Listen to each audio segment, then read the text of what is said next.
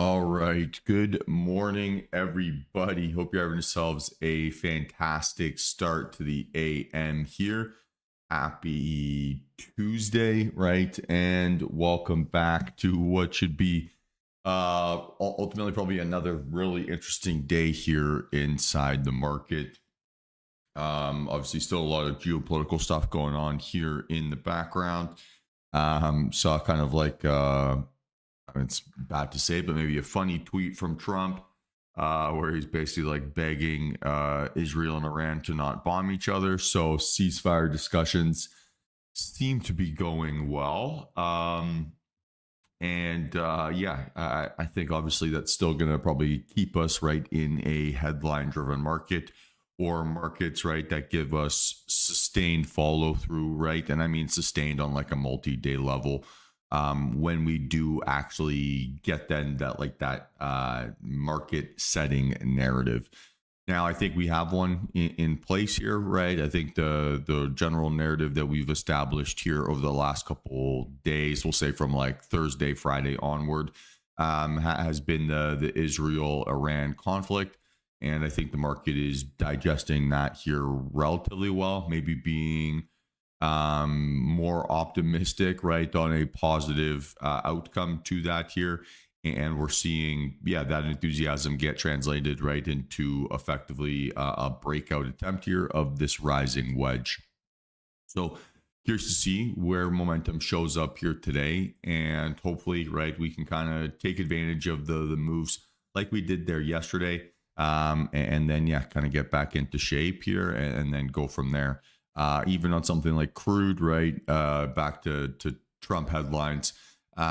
He was talking about how the price of crude is too high. Well, a month and a half ago, he told us that stock market was too low and it rallied 10%. Now he's saying crude's too high and it's making a bigger move, right, than the entirety of that monster gap up that we had on the news narrative. So curious to see, right? But definitely a lot of volatility in store for us here. And it should keep us hopefully busy and keep the session interesting here and going from there. Obviously, the thing that I want to focus on here today is, let's say, twofold. So yesterday, a couple of the trades that I had, probably should have protected them a little bit more aggressively or a little bit better. There's like, I have this like feeling, I guess, at the moment, where when that like fake out happens or that like suboptimal reaction post entry happens and I'm just like a little bit green or I'm just a little bit red, say plus or minus like a couple points in either direction, there's like this gut feeling that's telling me, I should be closing this trade, and I've been ignoring that feeling. I'm not quite sure why. Maybe it's because I don't want to feel like I'm getting in and out of trades too quickly. Maybe it's because I don't want to be confusing, whatever it might be. But each time I have that feeling or that sensation, I tend to get stopped out on my trade. Something I've been tracking here in my journal a little bit. And it's starting to become something that I'm very aware of. And I want to balance that line better than I have been. Not letting wins turn into losses or losing trades into max losses is something that I want to get a little bit more competitive with myself about. And so that's going to be a little bit of my focus here, just to see if I can really manage those losers well.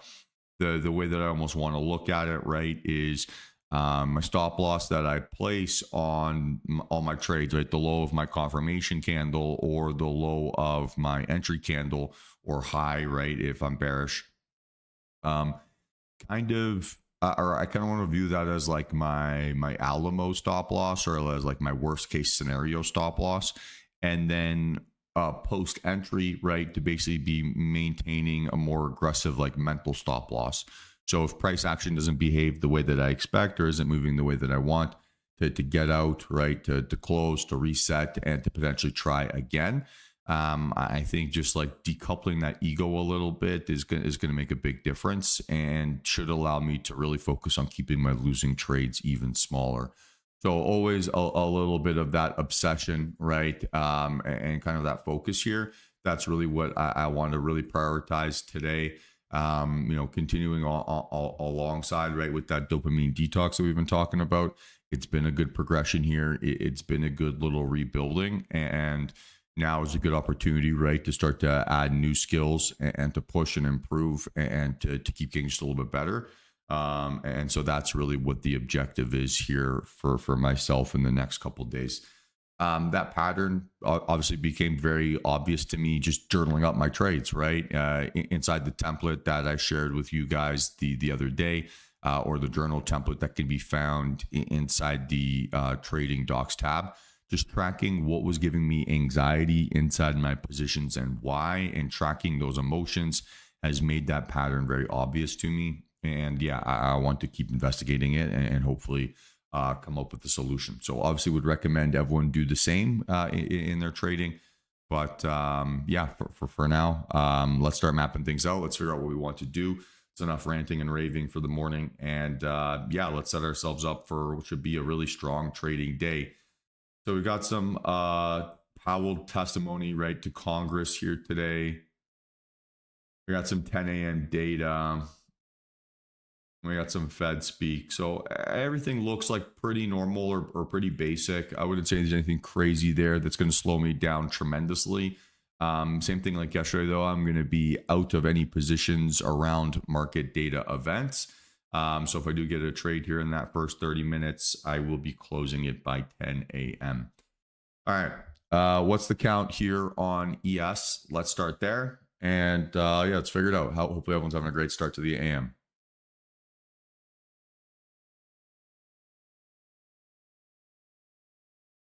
Yeah, Jack, spot on, right? 2 out of 3 here to the upside.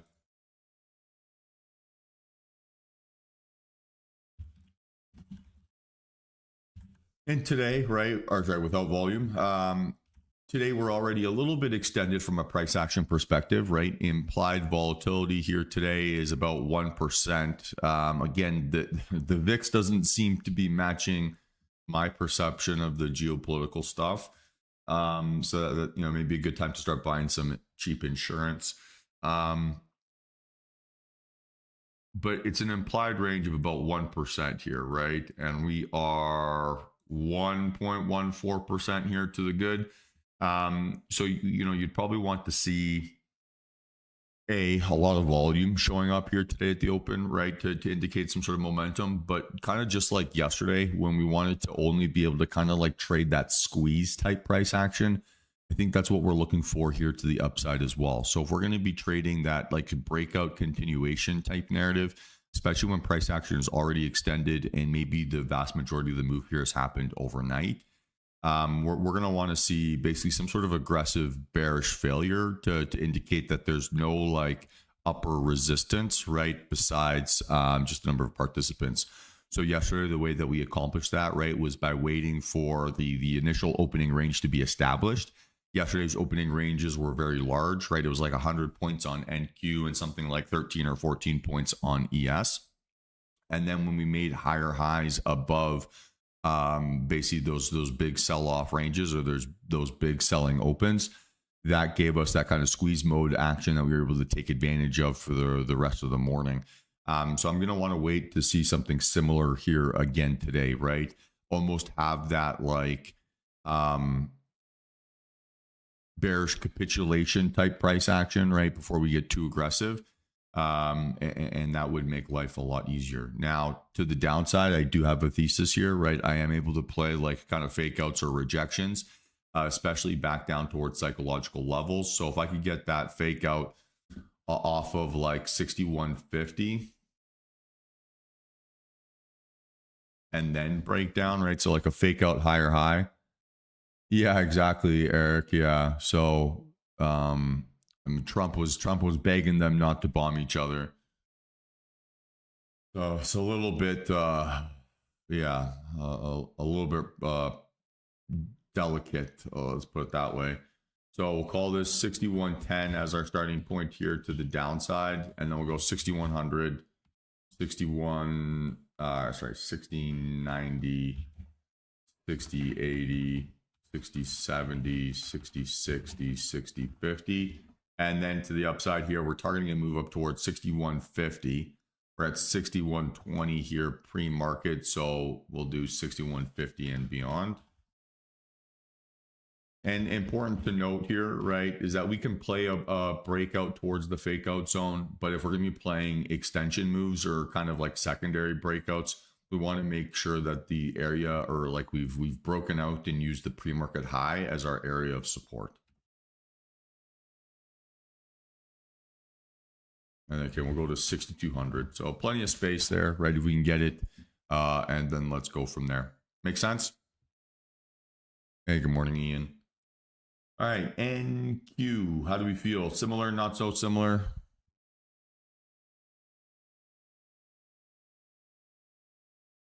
All right, for me, it's the same story, right? 2 out of 3 here to the upside without volume.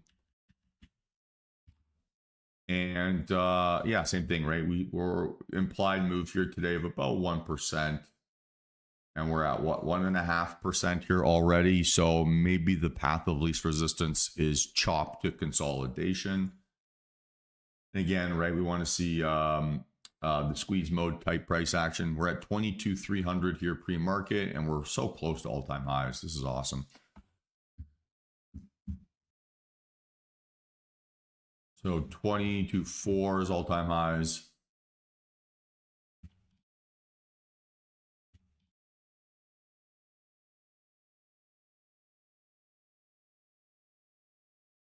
Realistically, right, if this does create a environment where we call geopolitically creates an environment where the markets start to sell off, I think we are, or we've gotten to the point where we're so close to all-time highs, at least on NQ, where it might want to make new highs and then dump.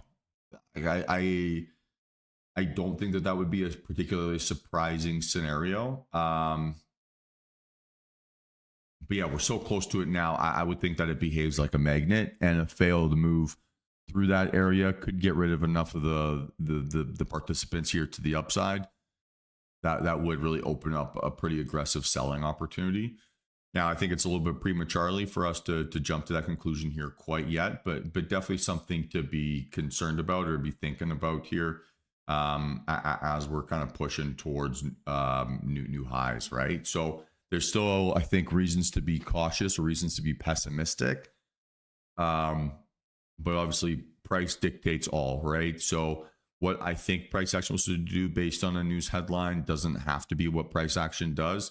So I still want to be judging, yeah, the dollars and cents, right? More so than my perception of what can happen. I think having too much of an ego attached to, oh, the market has to do this or the market has to do that, can kind of keep me on the sidelines and a little bit paralyzed and force me to miss good moves. So I wanted to maintain a price action bias, but I mean, it's impossible not to impose a little bit of some perception right onto the market. To the downside here, right, we're gonna be targeting 22,000 and below. So we're kind of looking for psychological levels across the board here today. And then, I mean, breaking down towards like 21.5 would be a great move. That would give us, 800 points of follow through. That's a lot of space.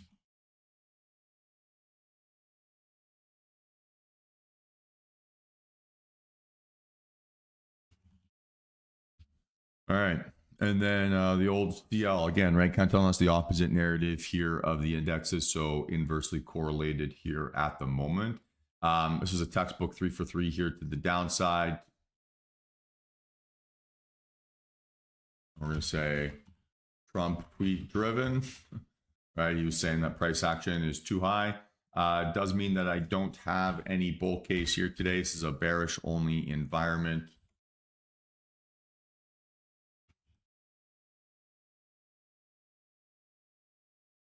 And we're looking under 65. So we're looking 64.50, 64, 63.50, 63. 62.50, 62. And then the thing that we probably have to be a little bit aware of here today is just limit down prices. So I mean your prop firm limit's going to be 64.30.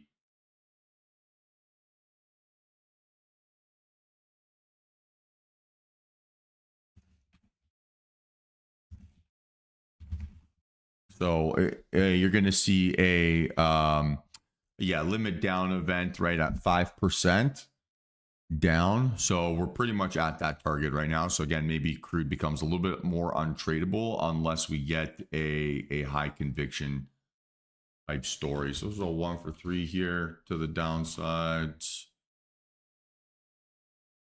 Microsoft 2 out of 3 without volume. So same as the indexes. Tesla gapping up, so 3 for 3. I struggled to view Microsoft as the biggest company in the world for whatever reason, but its rise to that power stance has been phenomenal.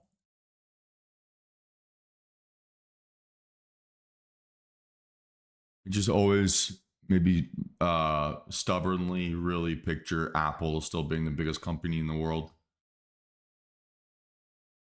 All right, NVIDIA 2 out of 3 without volume.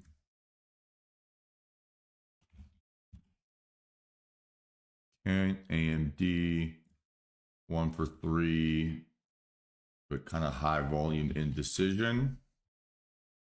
Sped that up there weirdly at the end. All right, Meta, not. Ooh, is that an inside bar? I'm gonna call it an inside bar.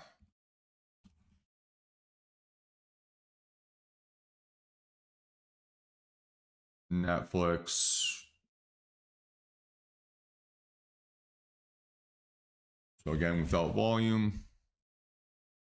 And then Google 166.45 and a little gap up. So again, a 1 for 3 here to the downside. All right.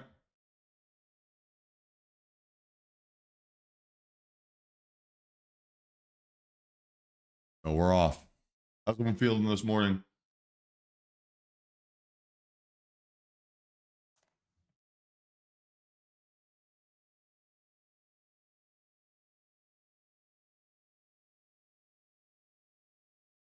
Good, good. How's everyone liking the 15-minute delayed start?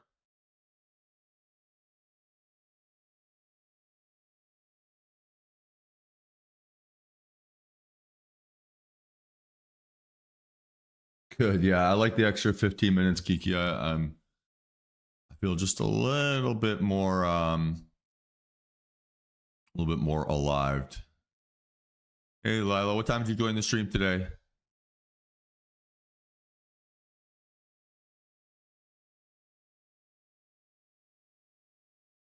Yeah, well, I'm not changing my wake up time,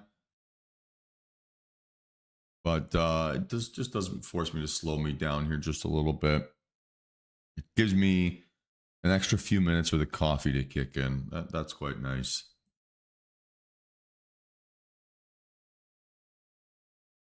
No, Lila, don't you have to apologize. Stream started today about 10 minutes before you joined. And all we did was just make our pre-market plan. So we picked out our levels, talked about what we want to focus on here today. And yeah, I just got ready for the trading day. Okay, so a bit of an early fake out here potentially.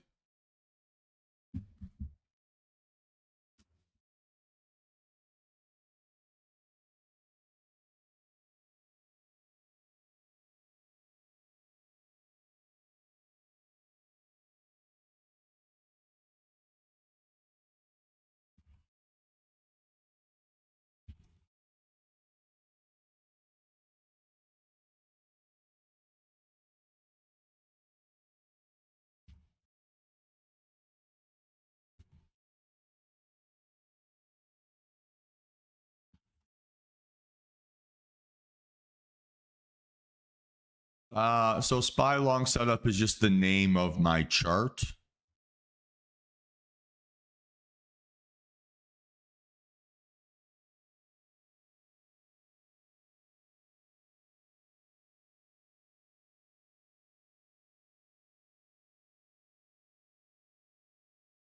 So far so slow. Maybe a bit of a fake out there on NQ to the upside. Not sure if that's quite still the squeeze triggering event like we saw there yesterday, but worth keeping an eye on.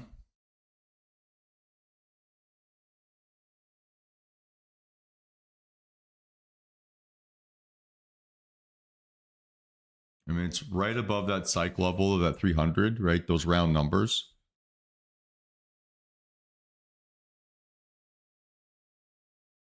Pretty interesting.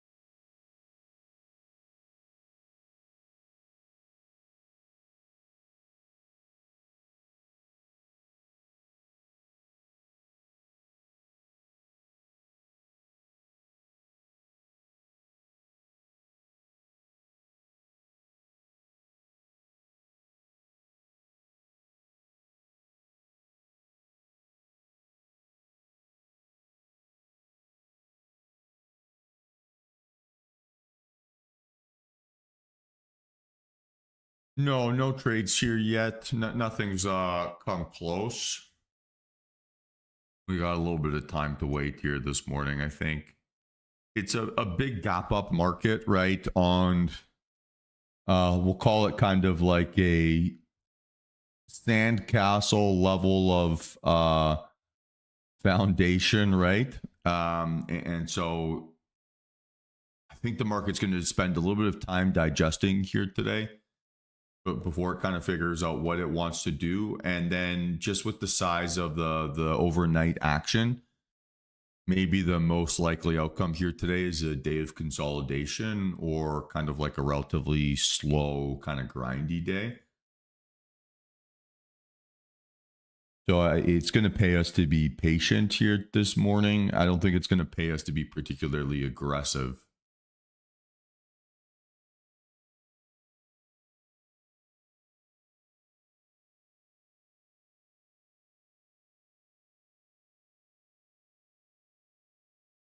I mean, the volume is good. Like all things considered, it's pretty strong. Not bigger than what we saw yesterday, but I mean, it's kind of expected, but bigger than what we saw pretty much every day last week, which is like a more realistic standard for us to compare against. So it looks fine. We just want to make sure we want to get clean breakouts here.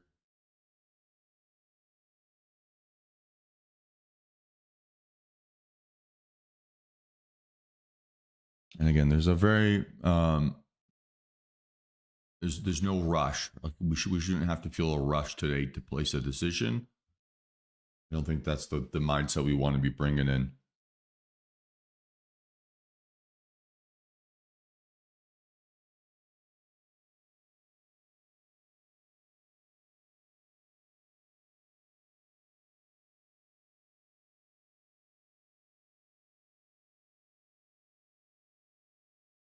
So I don't know, like I wouldn't say this is necessarily a specific or an overcorrection maybe to like some of the recent geopolitical stuff. But when it comes to trading summer price action, you get some pretty phenomenal moves over the summer. So the seasonality for the summer months can be quite powerful, and you can get some pretty impressive bits of price action. But there's also a lot of days where things kind of start to drift a little bit, or things get a little bit slower. So it's almost you almost get to like a bit more of a market where it's like 3 days of the week kind of drive the entire weekly performance, and 2 days of the week kind of keep you away from it. So it's, from my perspective, I think it's going to be really important for the next few months to really be selective over the conditions that we're trading in. If it's very headline driven And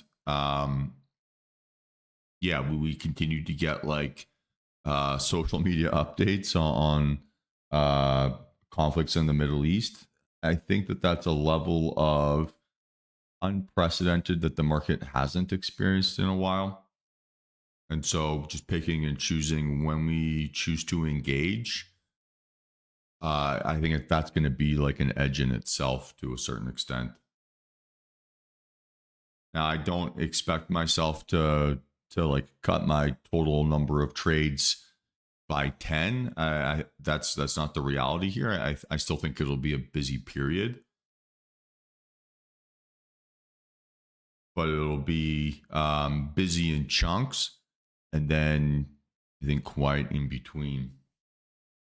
That's my base expectation. It's generally how price action reacts around like extended news headlines.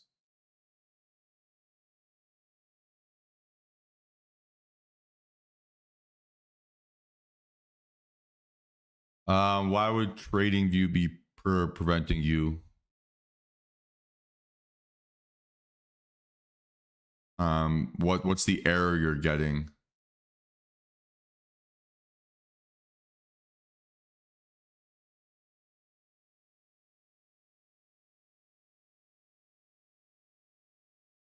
We've had a fake out higher, fake out lower on NQ. Oh, looks like you're just typing it in wrong then. So you just want to make sure it's ES1 exclamation mark, and then you have clicked futures here. But no, it is a tradable symbol. You should have no issues accessing it.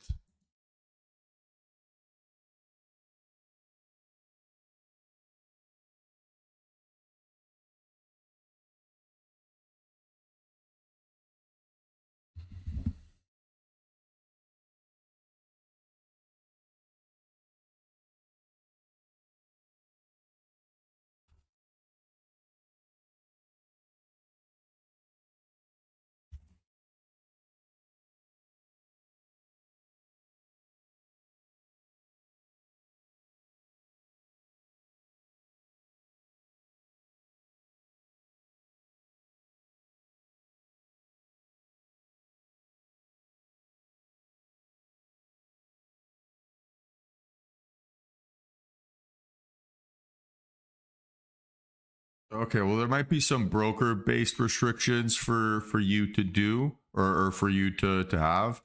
That would be creating that issue. So potentially that could be the option there or the reason. It's not a supported product by your broker. Personally, I'm not logged into anything on this screen, but if I were logged into Tradevate or Interactive Brokers, I don't think I would have any restrictions. So it sounds like it's something from the broker end.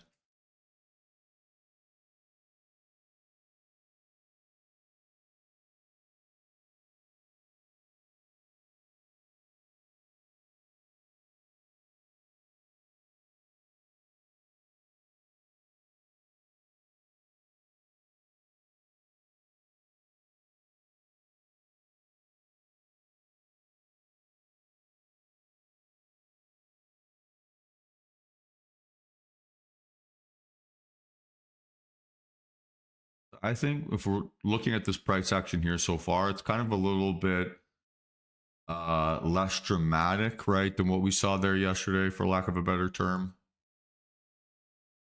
But it's not a impressive volume standard or anything here that's getting me like too excited yet.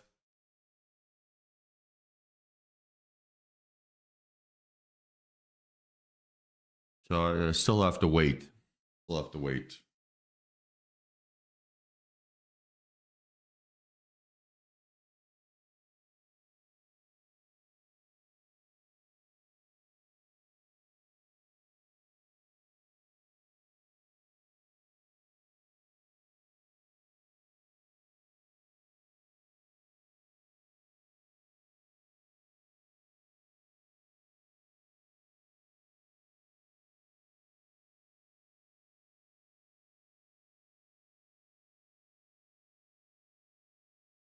Oh, saw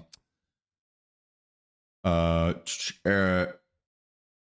so Eric, I've got a tech guy here that's starting to help us out here at DTR. If you guys have any issues or like tech setup issues, he'd be there to kind of help you set up and to look at some stuff, get you all kind of situated the way that you need.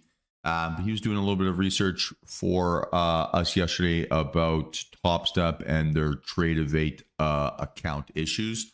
So for the eagle-eyed viewers, probably noticed that TopStep has removed Trade Evade as one of their broker integration options.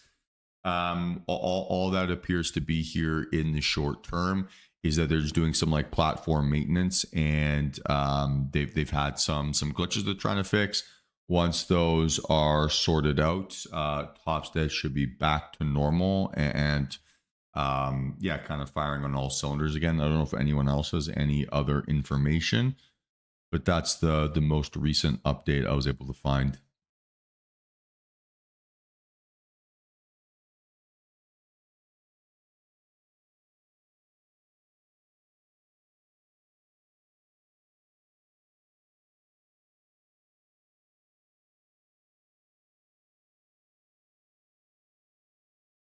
Beautiful. What's these badges you guys have?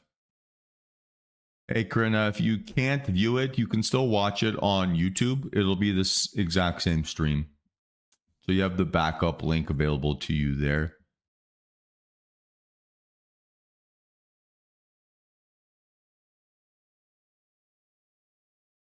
If there's, I mean, I've mentioned this in the past, if there's a demand for it, I could also do a variant where the stream gets hosted on Zoom. So I would be open to doing that as well if people would be interested in that.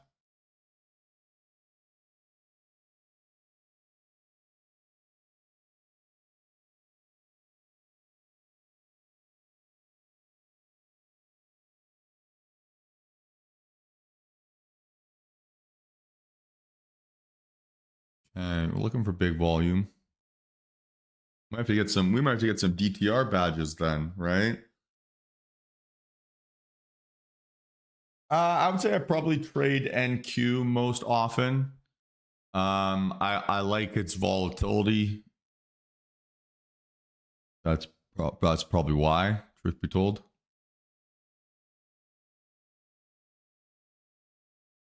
Okay, so did go increasing volume just by the this absolute smallest of margins. What's the time? 648. I would say so far this price action is probably best indicative of a grind day here so far. I'm not sure if this is the easy move that I've been kind of craving.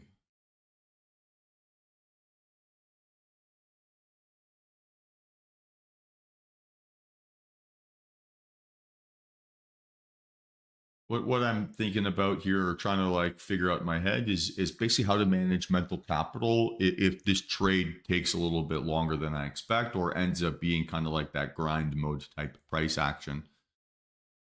The biggest fear, right, when you get that grind is those little reversals or those shakeouts happen very aggressively, and it would definitely be a good test, right, of my desire to manage my positions a little bit more assertively.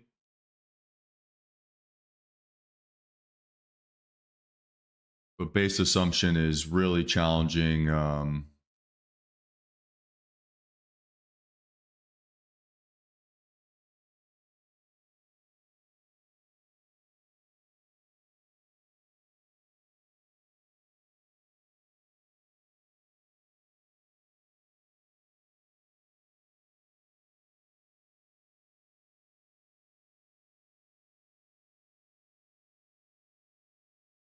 But yeah, it'd be cool to have a little DTR badge.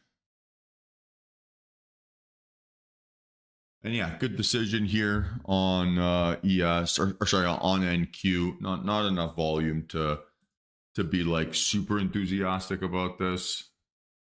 It's increasing, but it's kind of pathetic.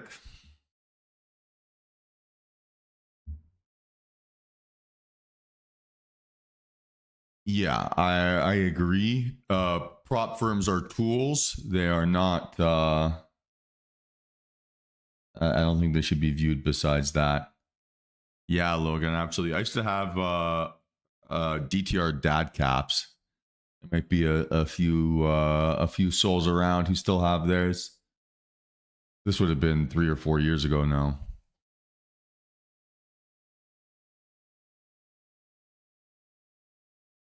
You pretty much bounce right off of 300. That's at least a reasonable, interesting sign from bulls. Beautiful, Rusty. Collecting dust as it deserves. Just don't let the moths take it.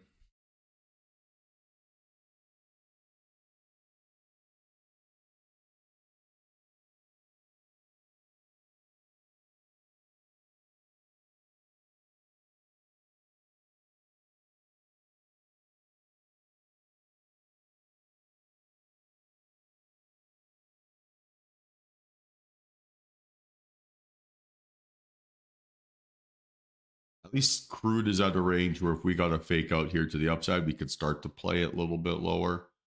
That 64.40 is a great spot for us as a 2R level. That's fantastic.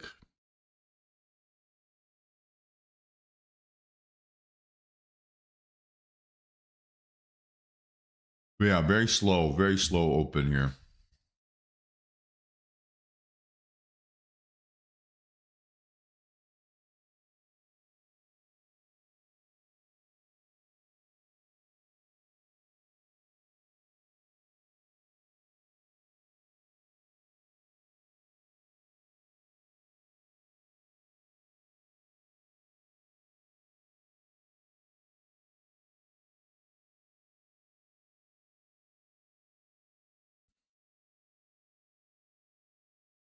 So if we're saying that today, right, pre-market was like a little bit of a battle of the psychological levels.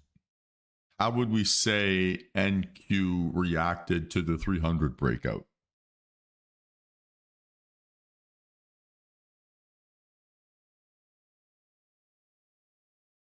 Do you think that it was like a super optimistic, powerful reaction?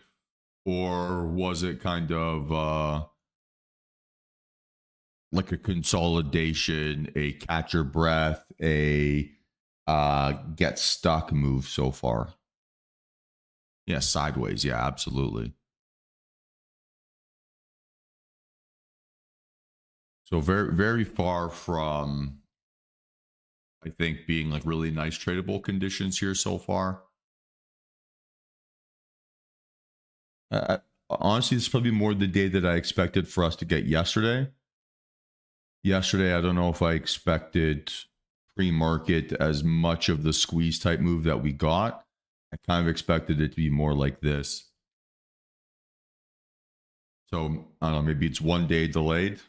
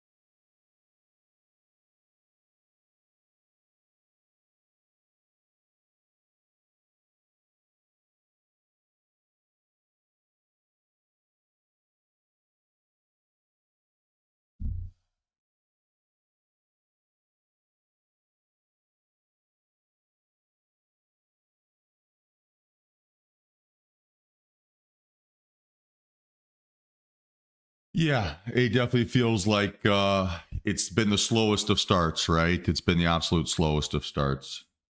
That's okay. I don't mind being patient.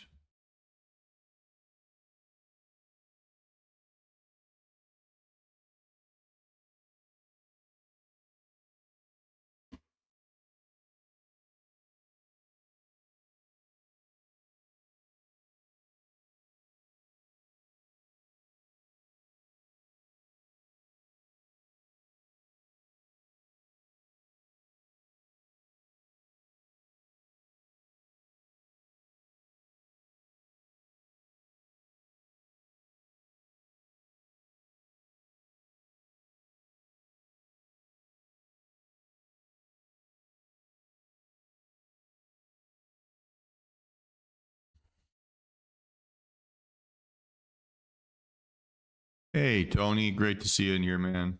Glad to hear you're learning a lot.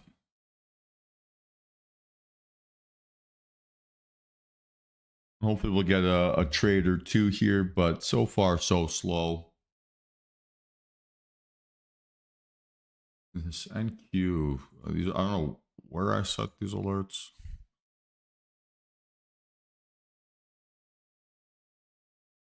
but they're annoying.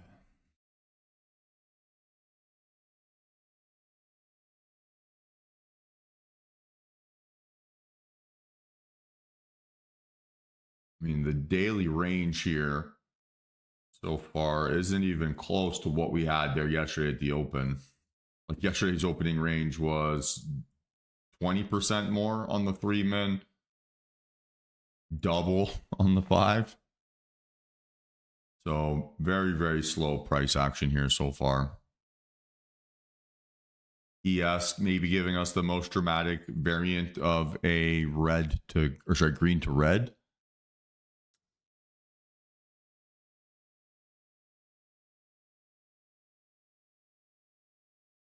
We would need to get a high volume breakdown though, under right 61.14ish.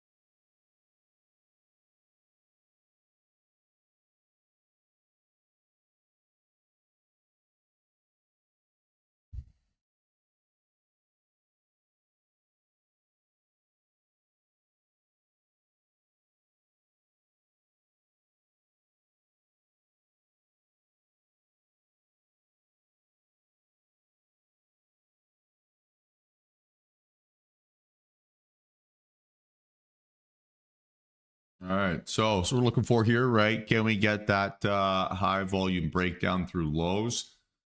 All things considered, right, with 30 seconds to go, we need a very dramatic set of orders to start to come in.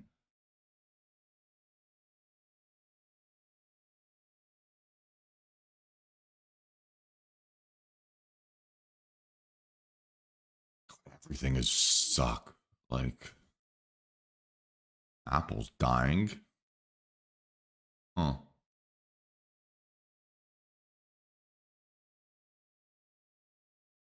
VIX not really moving in a meaningful way. It does feel like molasses, Greg. It does.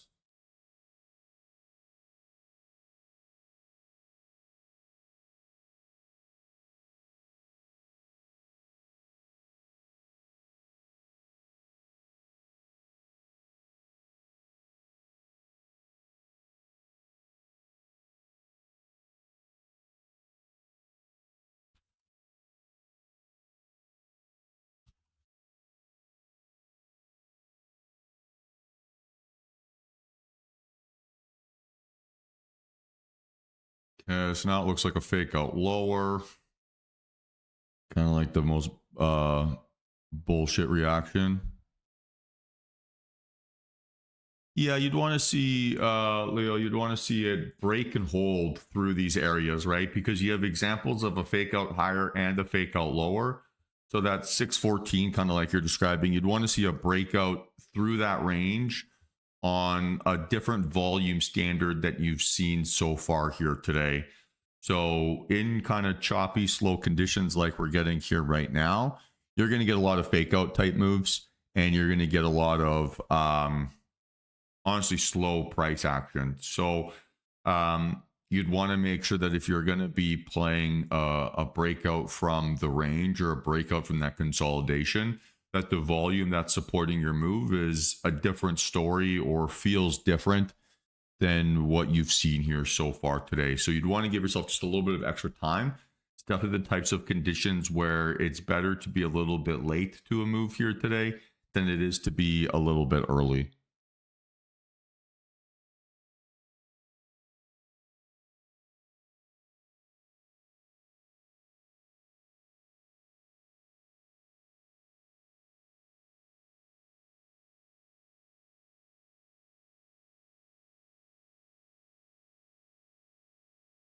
I mean, look, base case right now here is that it's going to be chop and honestly boring price action until we get a proven otherwise.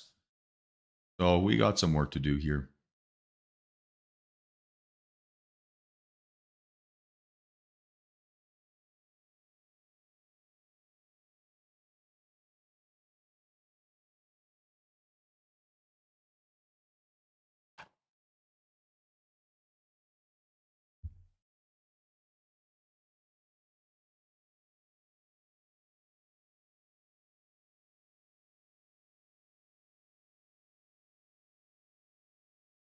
Yeah, you got time here, Rico. You got time. I'm thinking about pouring myself another coffee here in a second.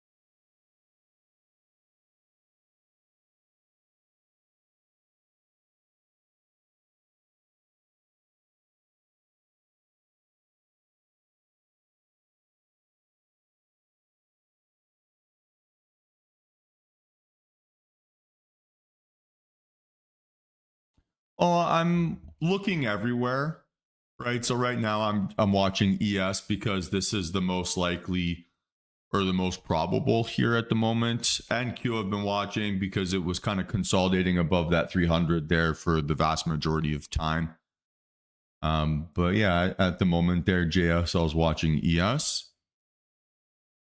But yeah, for sure. Like in general, I would say that I do watch NQ a little bit more than I watch the other the other tickers or the other indexes. It's clearly my favorite name to trade.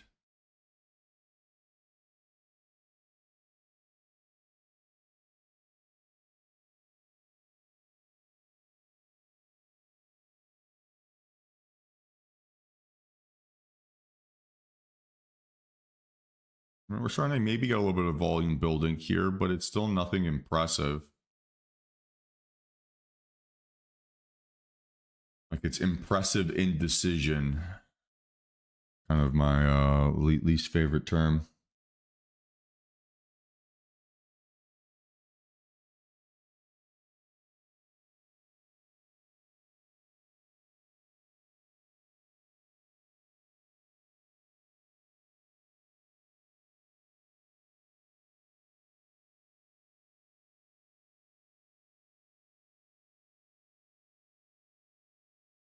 So we have good volume here on this pullback, but still base assumption here is this 334 acts as resistance, and it's high volume inside our consolidation zone, not as like a textbook breakout setup. So even though that the volume narrative there is like reasonable, or it's telling me that it could be in control, I'm not convinced that this is like a change in personality here yet.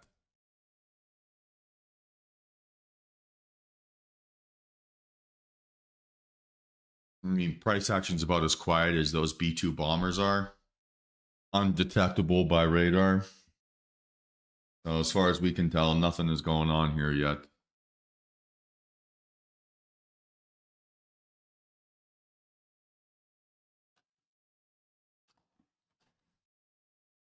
All right, I'll be right back. I'm gonna make myself a cup of coffee.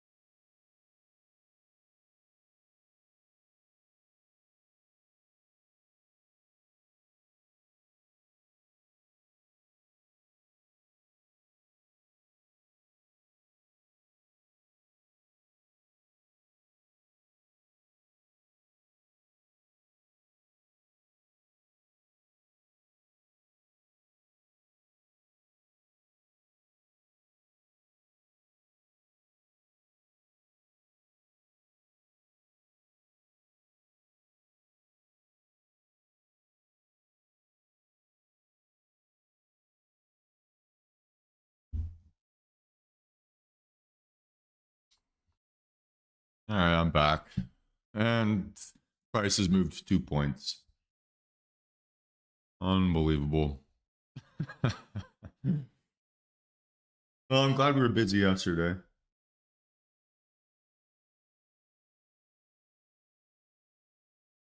It's a good reminder, right? That as traders, we get paid for our decisions, not our time. So I don't work for an hourly wage as a trader, right? And I mean, there's certain styles like Warren Buffett, right? He's one of his famous things is like people would make a lot more money investing if they were only ever allowed to make 5 decisions in their lifetime, which is just it highlights the extremes of that, right? And yeah, Balbir, it does feel like that. It's like the second we decide that we're sick and tired of this boring price action, it's gonna rally 500 points, almost guaranteed. Iran will become a new Western nation, embrace Western ideologies, and the whole market will rip just 2 minutes after we close up for the day.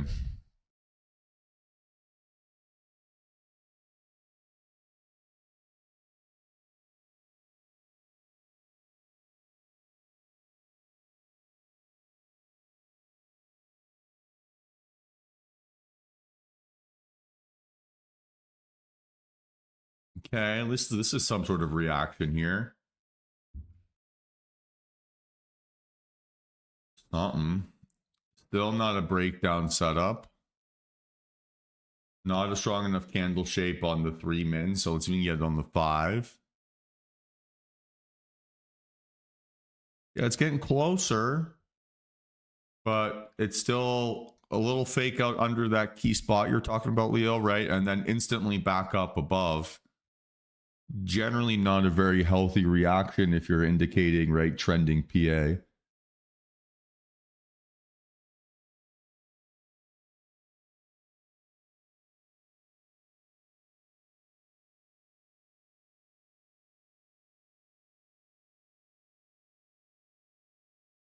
Again, still doesn't seem like it's giving me a definitive reason to speed up my process. I think it's just more and more evidence to slow down. Now here, right, it's equal move lower, equal move higher on ES as well. So it's 7 points higher. It's 6 points lower. So very, very similar.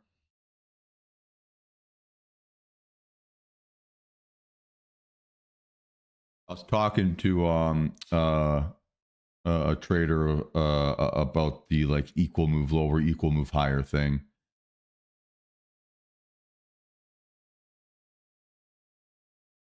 But it's It's weird. It's like it's one of those patterns that it shouldn't make sense and it probably shouldn't happen, but it does.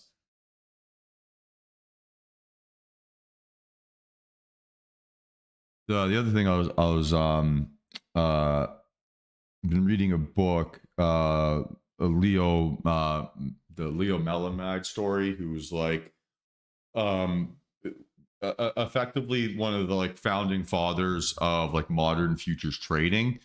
So he was the person responsible for making the CME into effectively like the powerhouse exchange that it is now, and he was really like the driving force behind yeah, making Chicago like the futures hub of the world.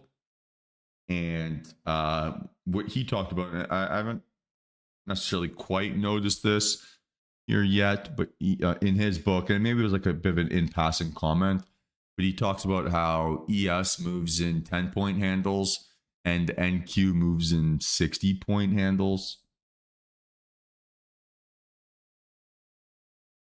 So that's something that I've been playing around with a little bit there too.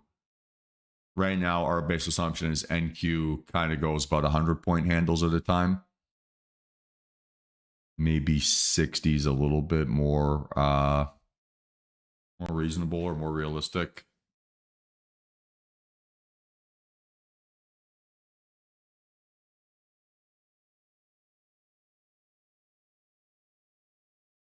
Yeah, yeah.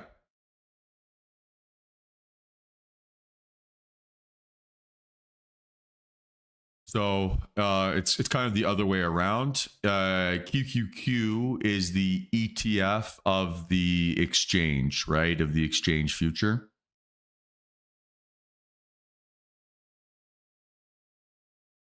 So it's the Nasdaq, right?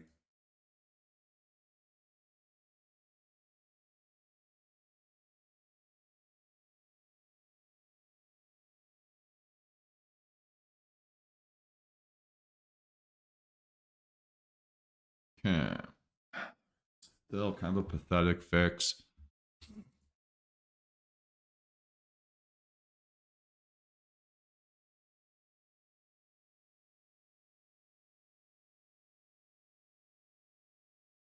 I don't really trade them as like a day trader anymore. But I do look at them from like a context perspective, right? So these are effectively the largest weighted names on the indexes.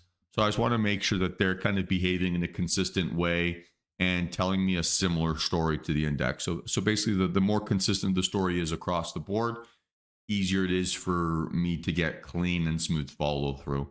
When I get, one ticker up, one ticker down, or one name trending in one direction, one name trending in the other, I know that I'm setting myself up for kind of chop day.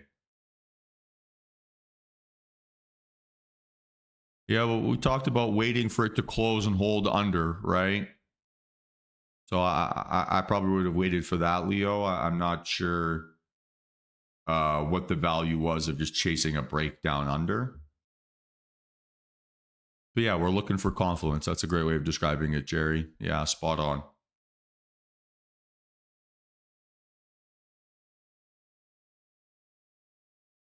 Yeah, I see very limited reasons to have placed a trade here so far this morning.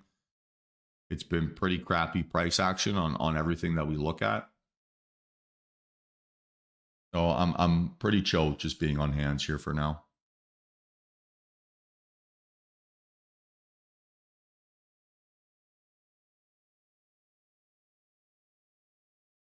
Confluence, you like that word? Good one.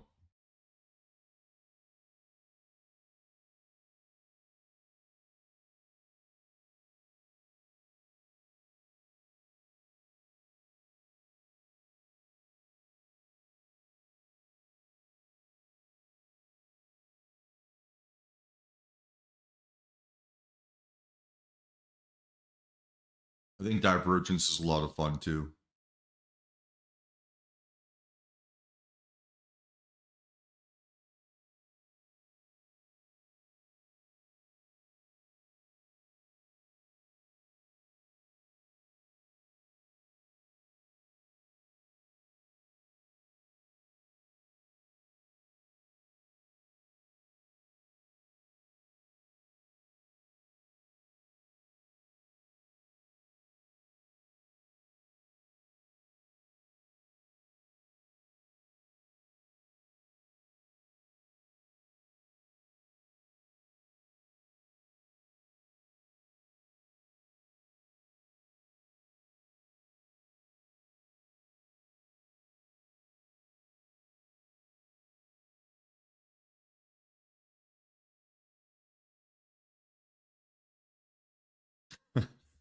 Uh, it makes me laugh. Like on quiet days like today, back in like the old world, the old job, like this would be the day where like working for a fund is the most fun because you'd be sitting at the desk and you'd look over to your coworker, and all of a sudden, you know, next thing you know, it's like 100 pounds on who can put the most M&Ms in their mouth, and then everyone on the desk is getting involved in betting, and just little things like that are so much fun.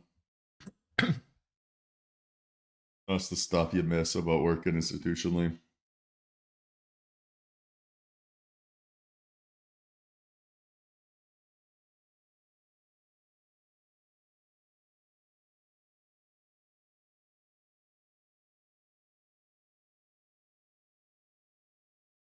Yeah, remotely.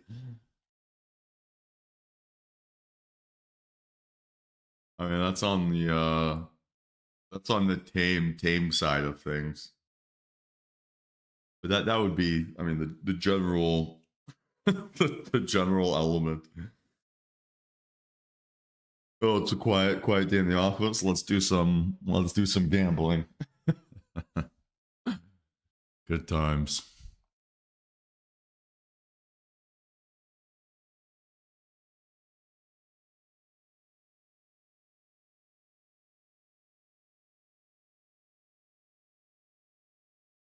All right, so maybe we're priming for some breakouts here again. Still not great volume.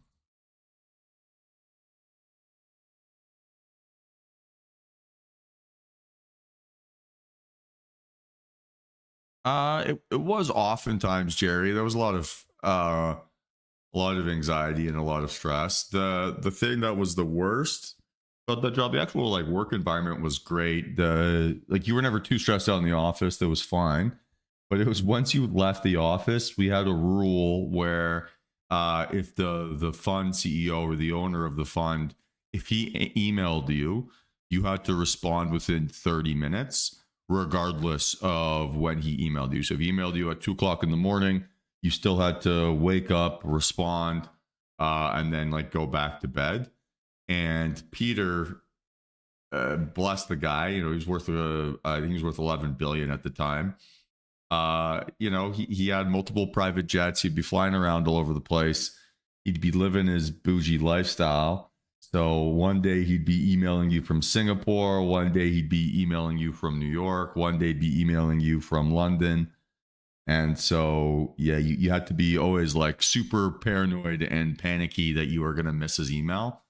You know, if you responded late on his email, you knew that you were coming into the office and getting chewed out first thing when you got there. And I don't miss that. The idea of never being able to check out and being addicted to checking your email was terrible.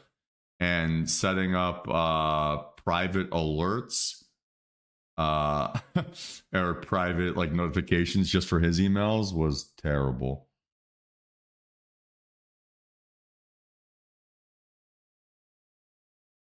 I don't miss that side of things.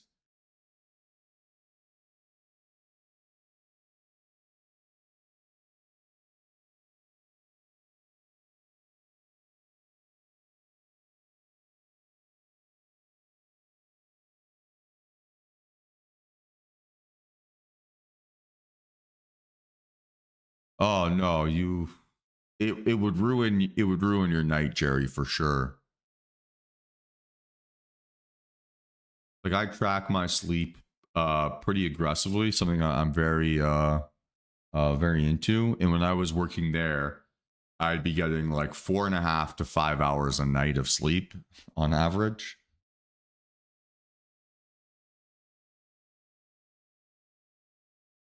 I did that for like, you know, 4 or 5 years.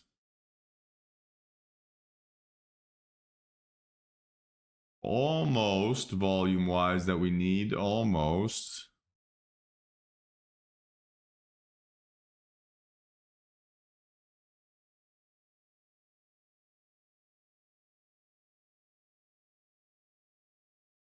I've said this story before, but the coolest thing I've ever seen Peter do, and this is a good one for when it's quiet, but one day I was working the US shift, right? So when you're working yeah, on the volume, so the white line is outlier. You want it to be above the previous candle and above average, especially on choppy days like today.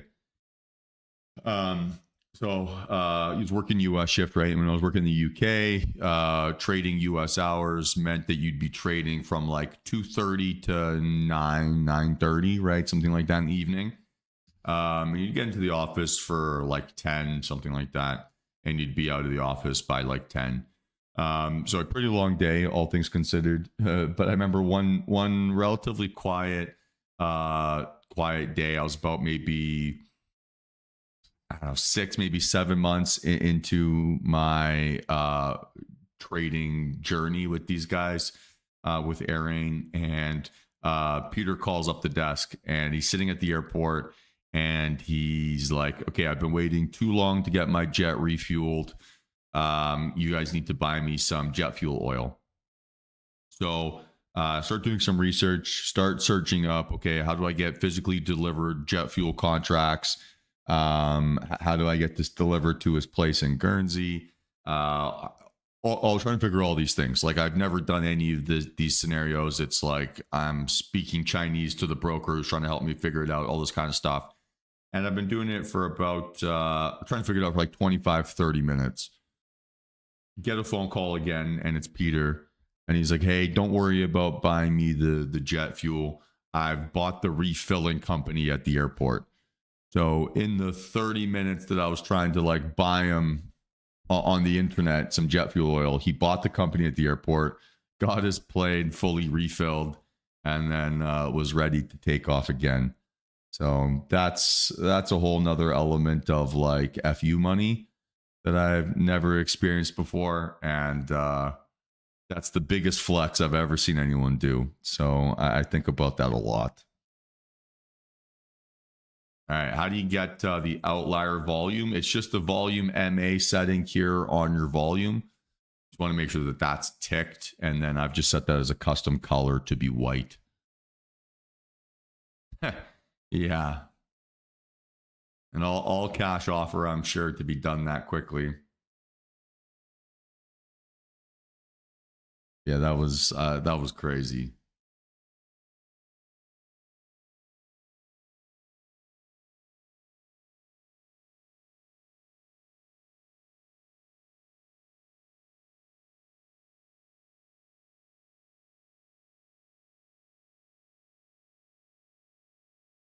It's the moving average, Brooke, right? So what that white line tells me is what the average volume is over the last 20 candles. So it's a moving average of the last 20 volume bars.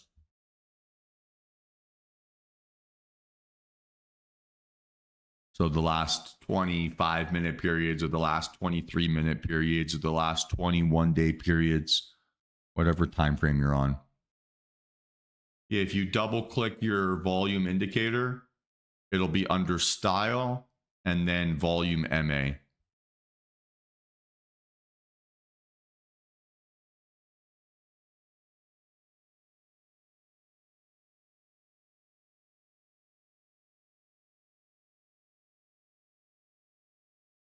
Okay, still not the right breakout target here on CL, right? We wanted to see it break, close, and hold under the opening range low.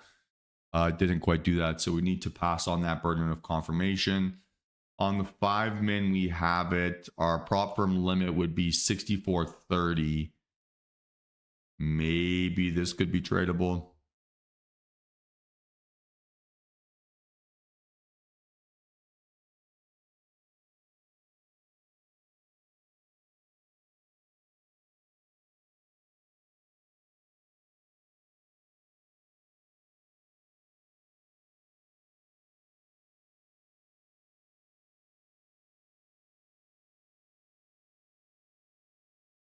The reason why I'm being slow here is because the implied risk of 16 cents is too much for me. So I would need to see some sort of better reaction or a tighter risk system. I don't have that here yet, so I have to be patient.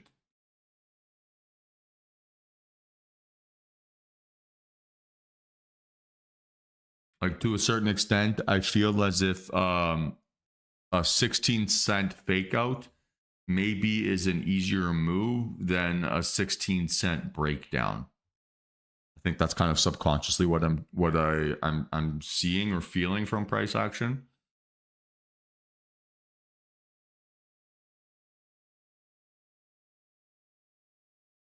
Now, again, that could just be like a self-imposed limiting belief here, but for sure something to think about. We're at 64.30 is our prop firm limit. Maybe I can push this down to like 33. Be within striking distance of that. That would give me a little bit of some tradable price action or a bit of a tradable range. That's a little bit better from a risk perspective.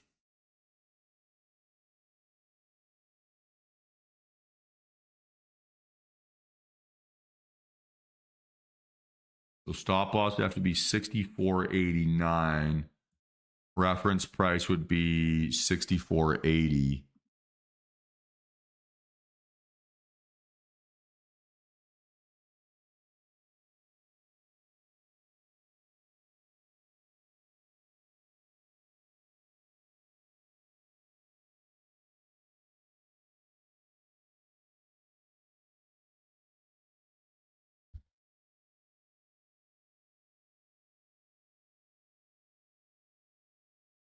Okay, so I'm watching here. Obviously, looking to the downside. No, I would need a break above the fake out highs or the fake out lows. But let's focus on CL here right now. Let's not focus on other range bound stuff. This is more important.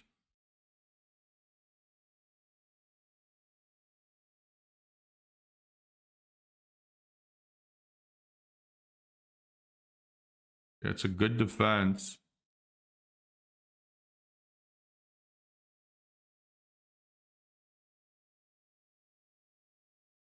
Okay, so again, we need to see a pullback here into like 80-ish. It's a little bit faster than I maybe would have wanted.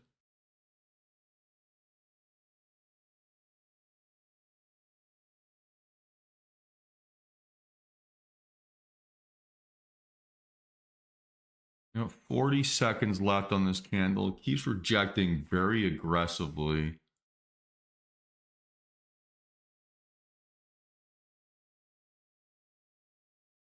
And it doesn't move far. I'm looking short, guys. I'm looking for a short. You can see my plan here on my chart, right? It says bullish NA.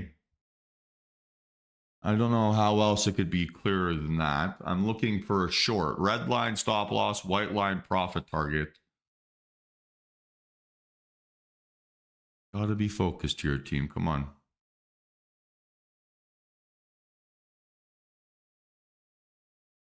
So still interested here. And my reference price for a short here on crude is 64.80 or better.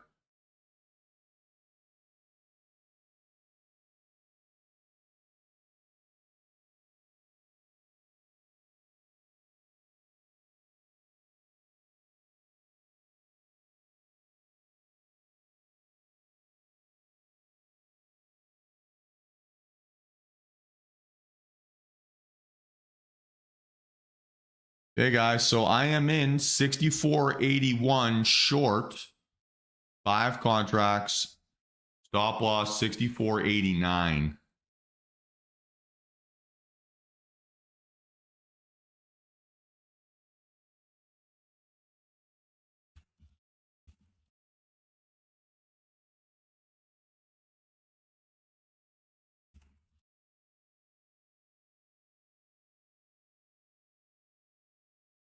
I don't know if this has been a very good reaction here so far.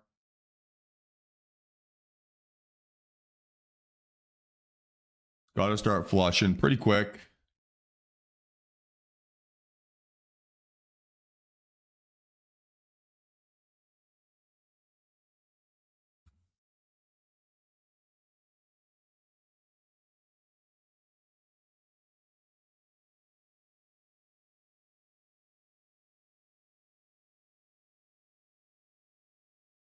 Close. 87 I saw there.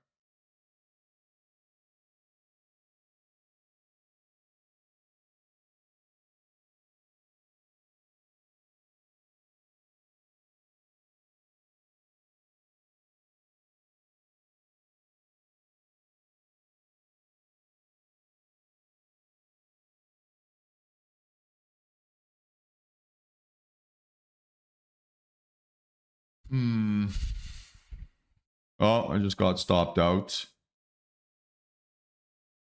Just as I was about to think about making a decision.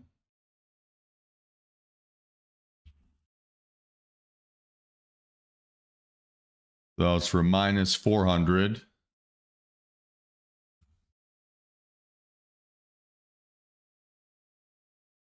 Never green on that trade, or maybe just for a brief moment.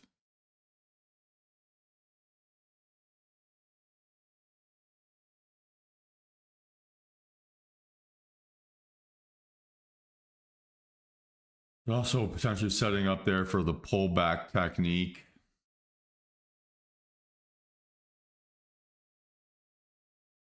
And then that would be your reference price.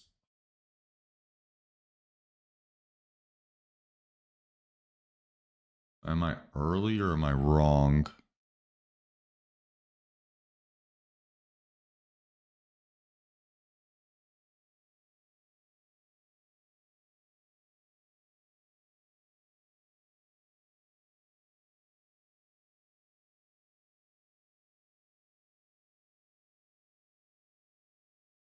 Yeah, I mean it was a fine setup. I don't have any issues with the trade. You're going to get stopped out on some winning positions sometimes, not a big deal.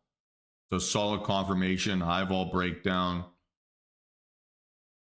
So nothing about that was individually wrong. You just got some shit luck sometimes. Variance goes both ways, right? A plus setups can fail. B minus setups can win.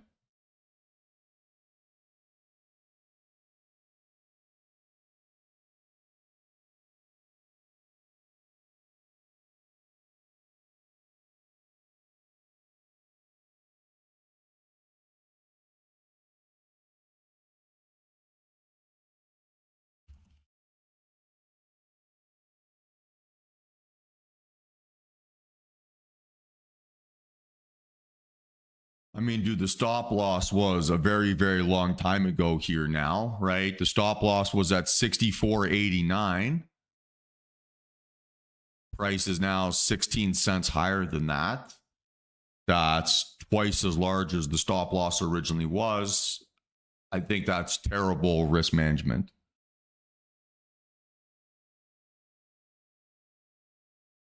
The stop loss price was very clear. The point at which you got out was very clear. Choosing to ignore that is a very bad decision. It's made a small loss turn into a loss that is twice as big as it needs to be. So, yeah, really bad decision.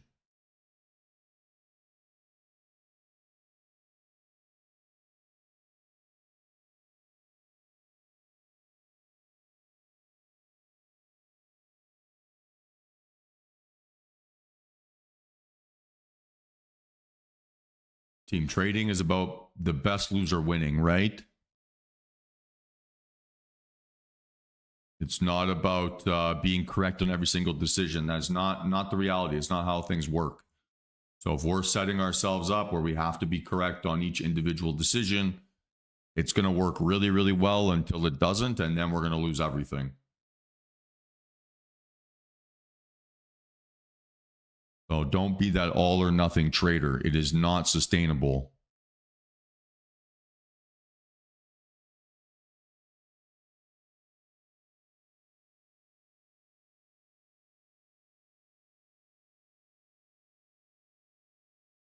No, guys, I'm back to trading like normal, right? I don't have any restrictions on myself. It was a 7-day detox where we're back to normal. Just like yesterday, right? Yesterday I traded the minis.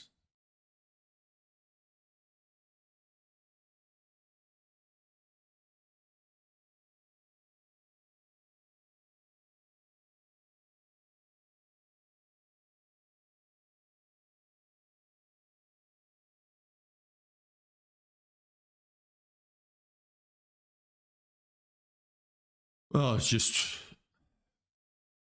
wanting to fix some bad habits, Mike.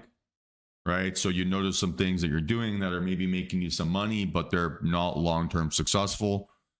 So you catch yourself, force yourself to slow down, and just get back to being square one.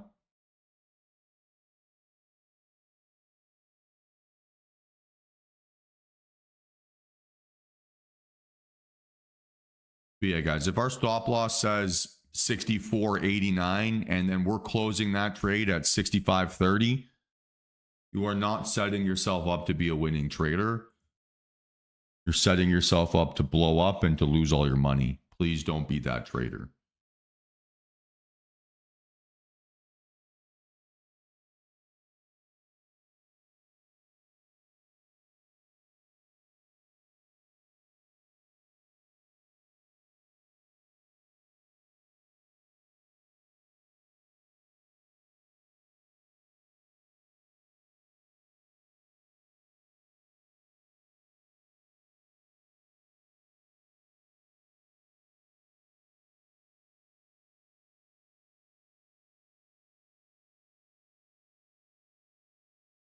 Yeah. The number one rule of trading is that you have to follow your trading rules, right? Your strategy or your system, your technique stops working the second you even break one of them. And your risk management rules are your most important ones.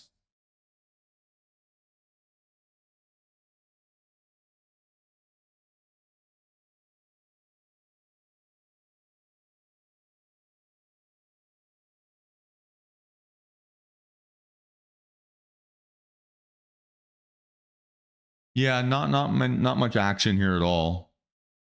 It's been pretty crappy conditions, all things considered.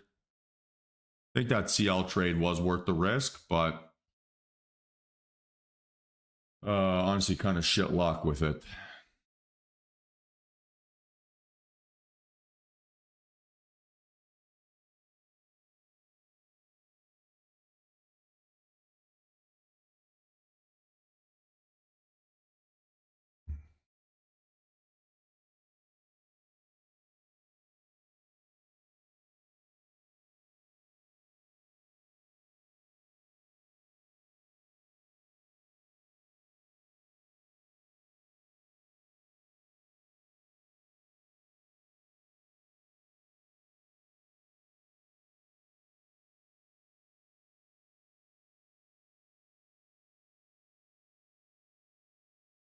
Yeah.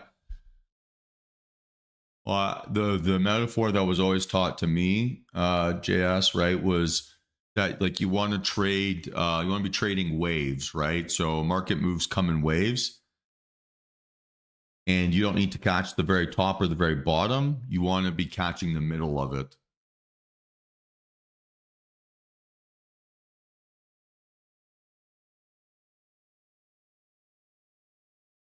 So when you get choppy conditions, you kind of get things that are waves in both directions. They're just crashing into each other,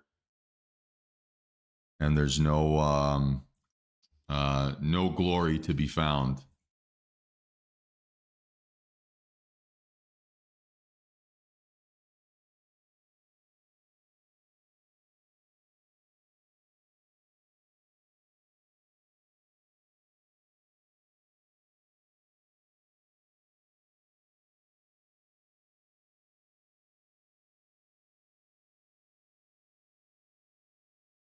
Okay, come on, volume.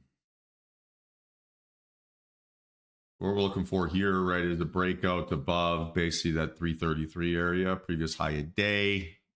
It's going to be really close from a volume perspective. It was a good little burst there. So now we want to see it holding that blue line.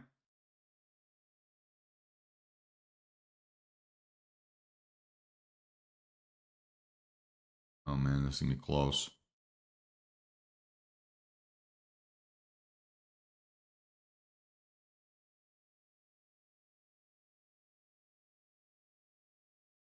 Huh. Okay, closed right on it. So increasing outlier volume. I'm going to be interested in this.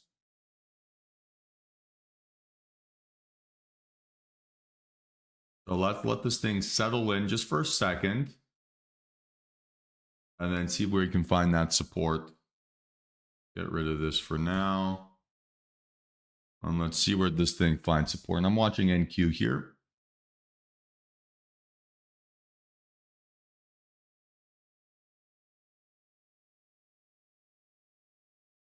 So for now, reference price would be 336.75. Stop loss would be 331. So pretty tight risk here, right? Pretty tight risk.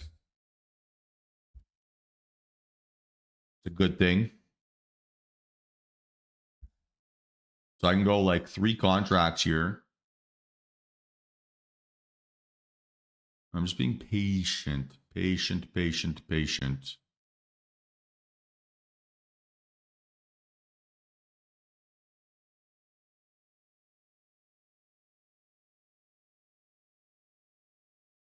Okay, watching here, guys.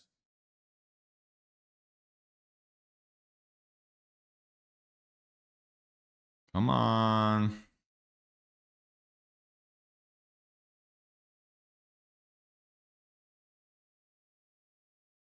All right, so I'm in 334.25, 334.25, 3 contracts. Stop loss 331.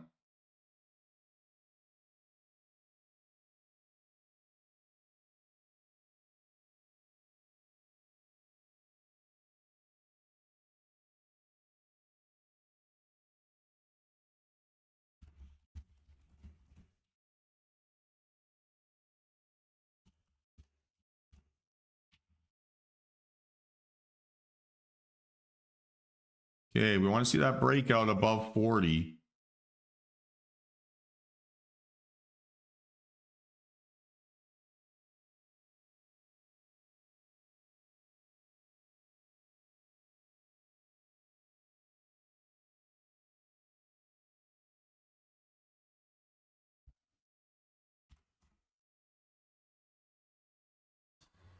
Not a super convincing pop here so far.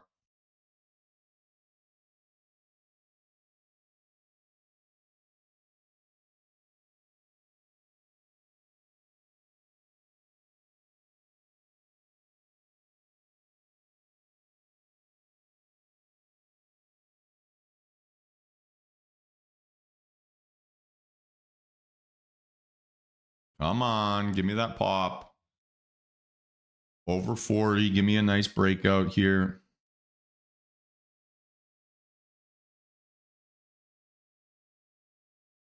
Bad reaction.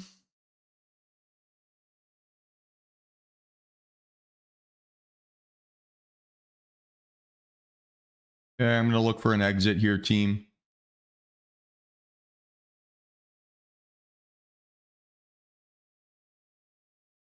All right, I'm out at 335.75.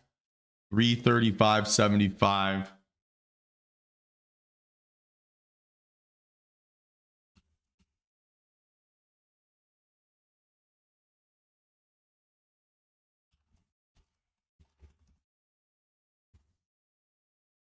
And I mean, I still think it's the same setup here. So it'd be same thing, right? 331 stop loss.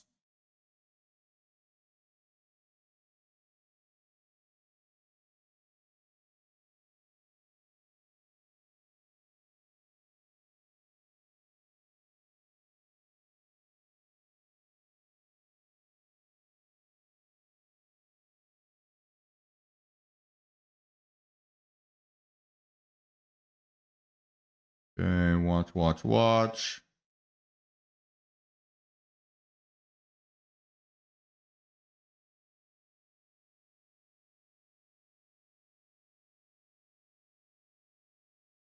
Okay, guys, I'm in again. 336.50, 336.50.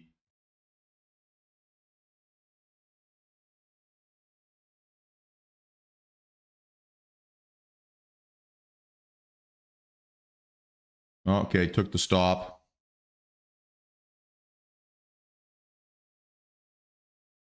for minus 330.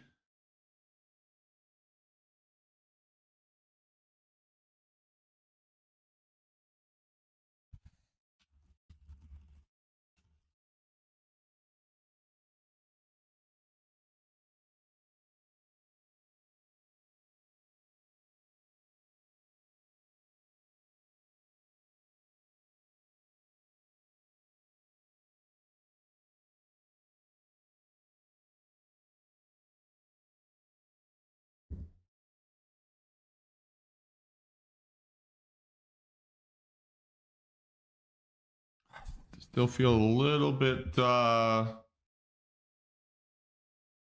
stubborn about this.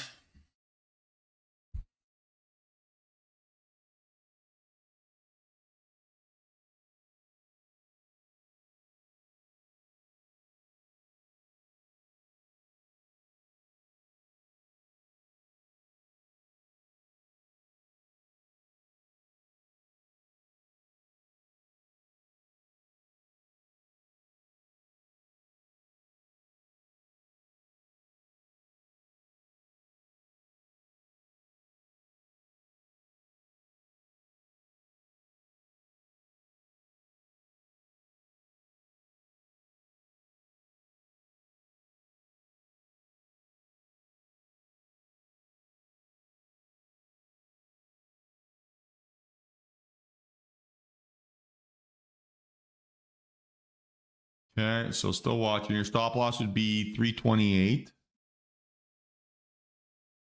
All right, 328.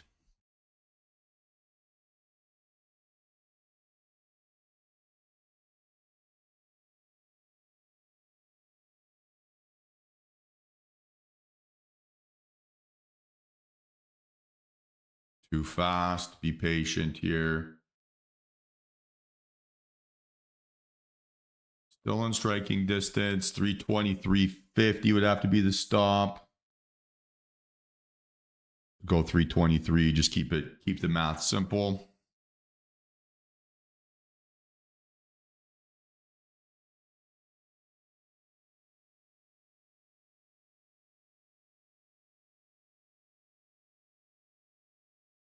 We do have outlier volume here, Ajay. We do.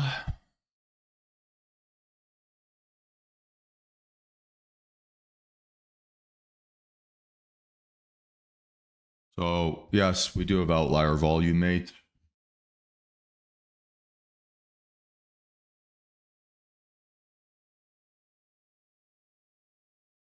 I'm just trying to find a clean chart just so I can get the lines to look smooth. Don't get too carried away, please.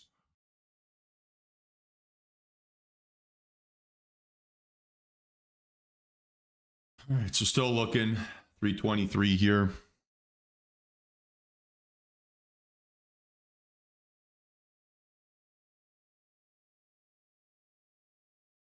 It's the same stop loss location, right? Come on.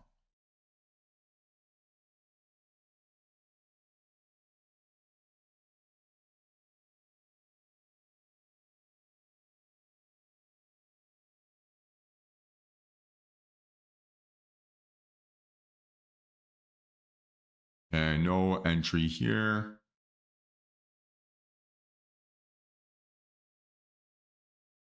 It's gonna tell me I have to go to the downside. Fuck. Fake out higher.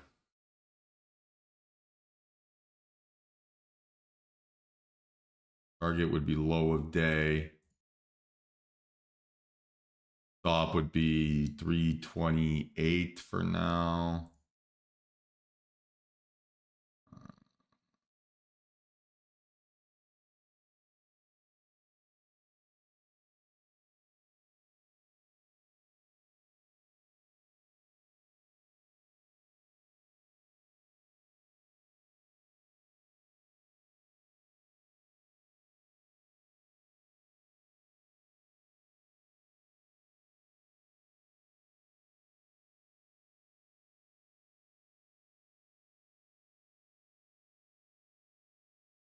Stopped out of what, Jerry?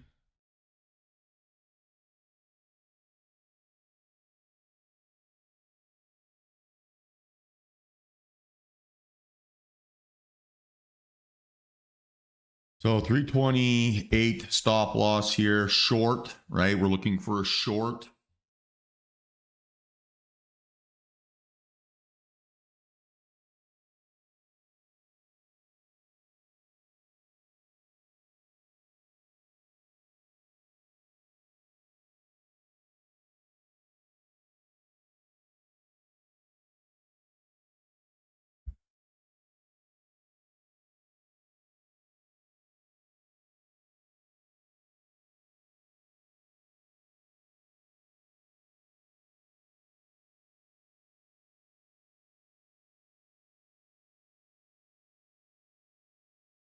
Okay, so still watching here.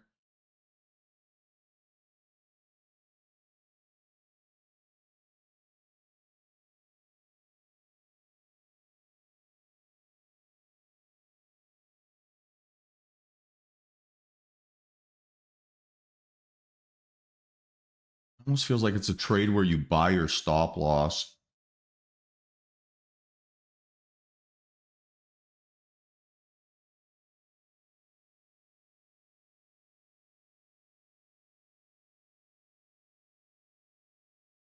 And what was your entry price? Again, why didn't you stop yourself out earlier? You had that whole spiel about it. Why? I don't get that.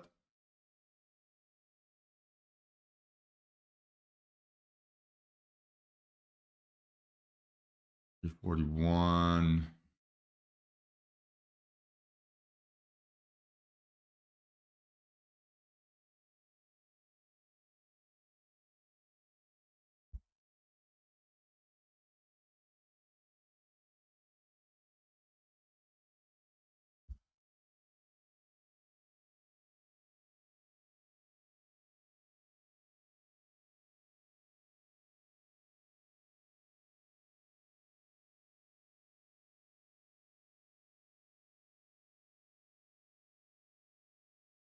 Yeah, I'm still interested in a short here, guys. I'm still very interested in the short.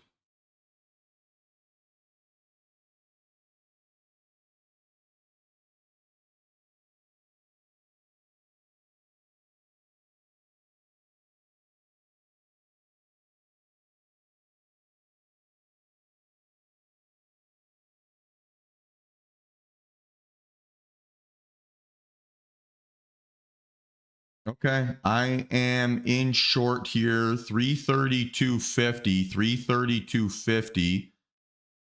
Stop loss at high of day.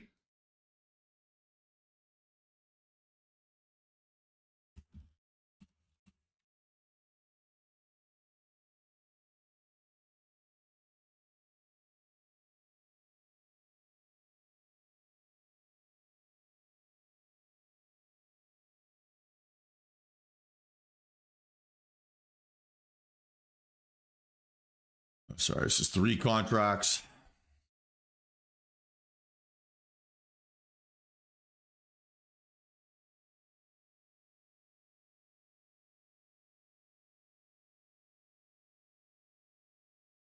Well, no, it is a big deal, Jerry, right? Because it's the quality of your process, not the quality of your P&L that we're trying to judge.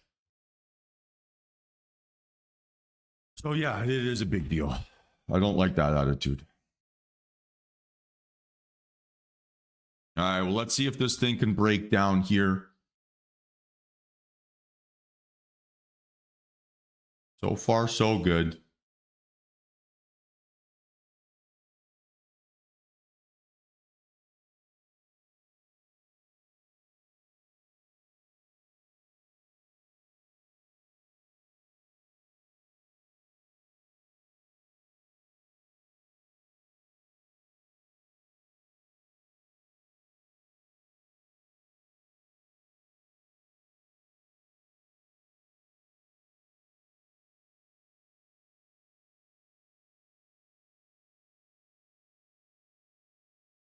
What's the time here? Almost 11.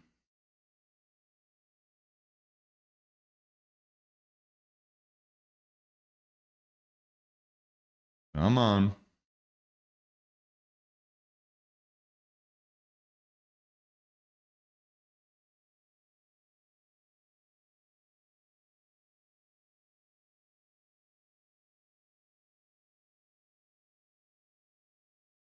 I mean, so far so good here, right? So far so good, but would like to see a little bit of further separation. Otherwise, it's just a good entry in chop.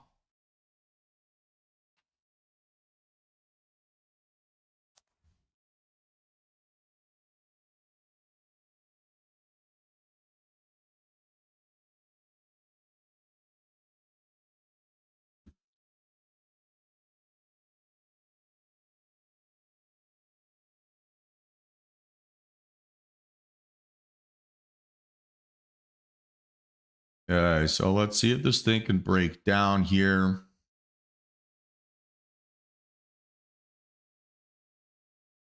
And it's looking good. Should put you pushing green on the day.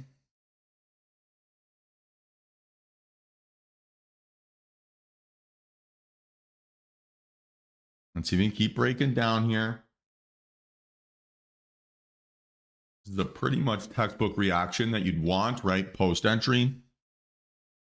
So we'd like to see it sustain, right? And ideally, like, whoops, hold under blue line now, right?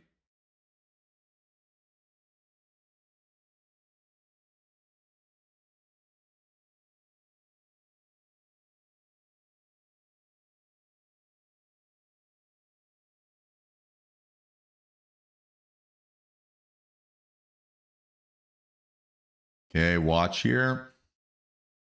Ooh, big flush. Big flush. All right. So let's see if this thing can keep breaking down. Hopefully a few of you are in this here with me as well.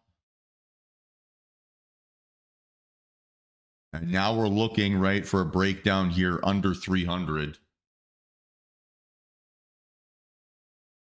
And if this doesn't put you green on the day here, guys, you had a very serious risk management problem. Right? Very serious.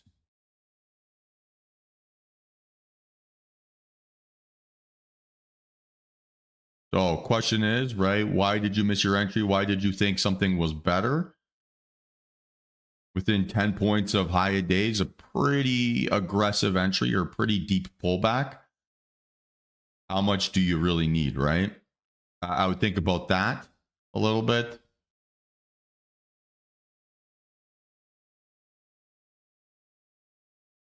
Okay. I mean, held lower lows. I should still be able to trust this, but it's given back a good chunk of that move here now.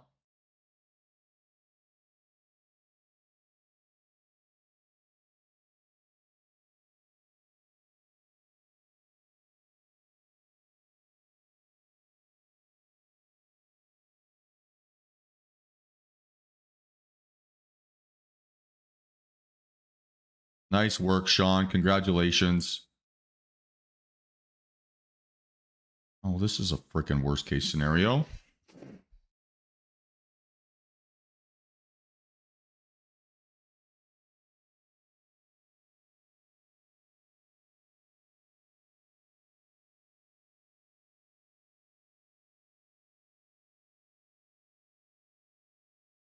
Still trying to trust my thesis here, but this is not proving to be easy. Kind of the worst possible pullback after maybe missing my ideal exit.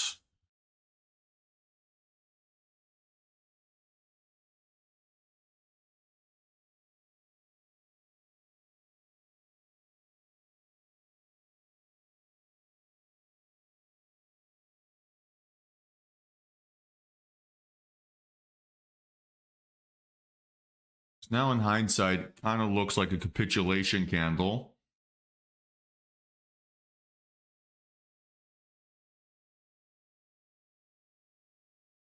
And I feel a little bit like an idiot for not taking my $1,400 when it was there.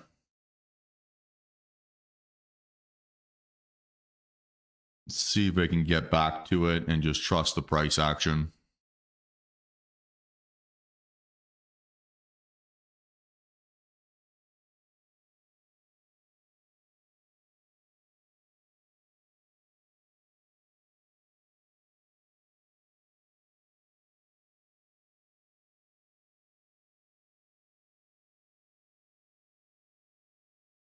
Nice work, Kiki.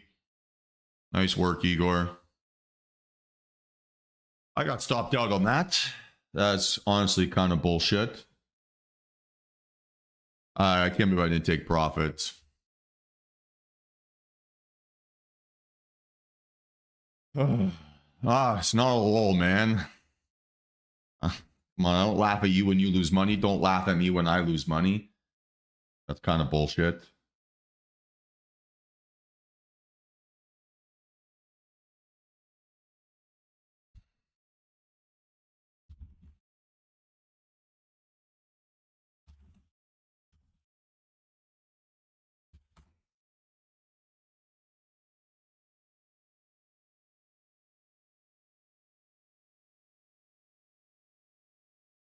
Yeah, Kiki, far away.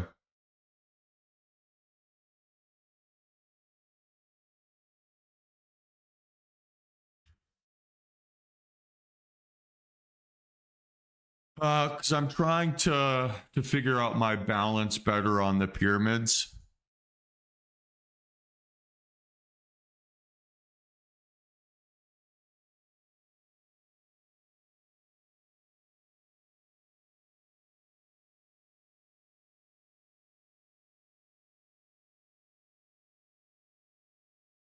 So for now, I don't have a super aggressive plan on how I'm going to be pyramiding in. In general, you want three things though. Like I think it'd be when I'm looking at those candlesticks, right? I want three elements. So I want strong candle shape, strong volume profile, right? And then holding lower lows or holding higher highs. If I get all three, then I should look to pyramid. If I get 2 out of 3, I should look to hold on. If I get 1 out of 3 or worse, I should look to get out. That's kind of the base idea.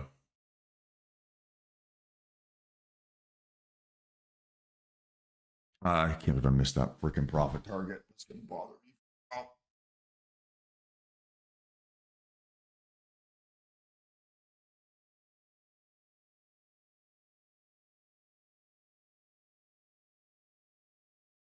At least the volatility's on the menu here again, but that was a frustrating trade.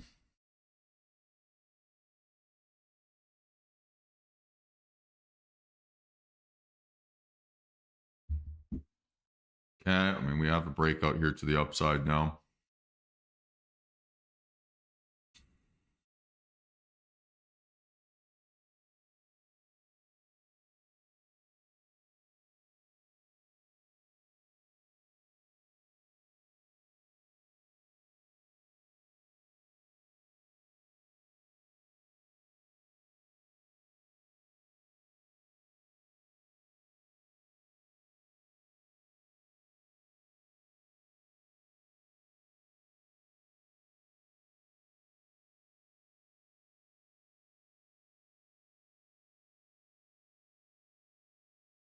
So stop would have to be 340.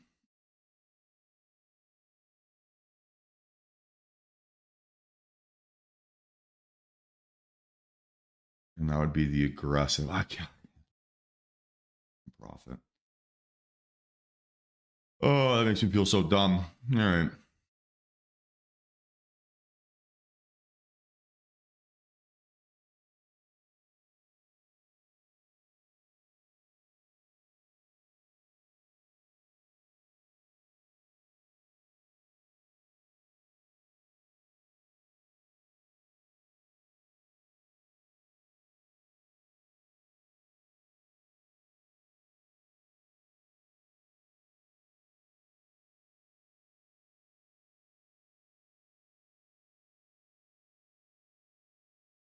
All right.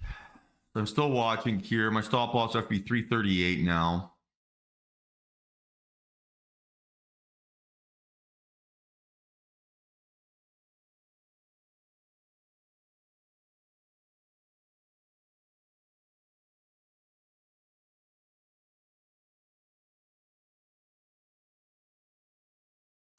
Yeah, maybe there would be something there in being more aggressive in how you manage your position, Kiki.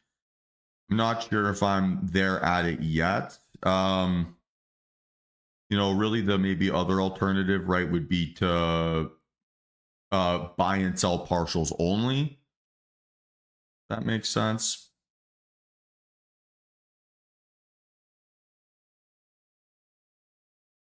Okay, well, volatility is back on the menu here.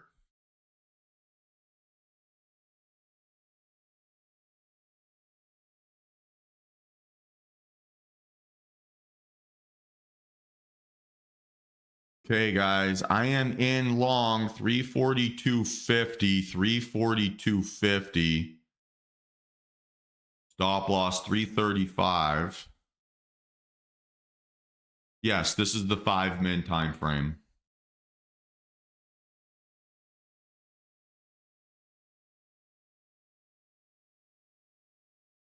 $342.50. Sorry, I'm just micromanaging this for a second. All right.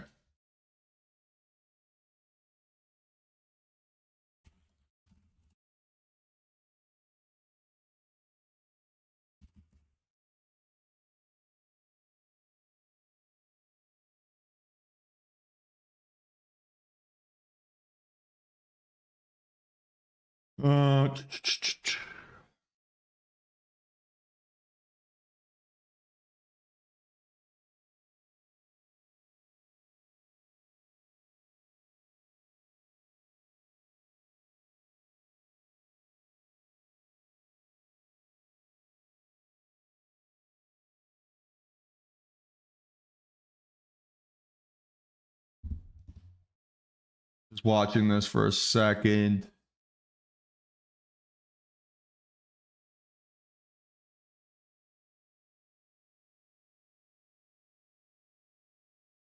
Kind of the wrong type of volatility.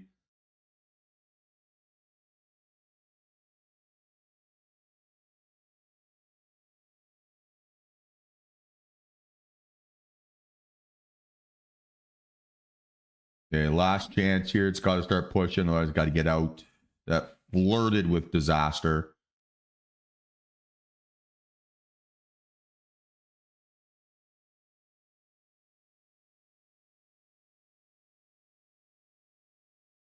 It's absorbing well, but then not moving. So I think it's going to shake out. Come on.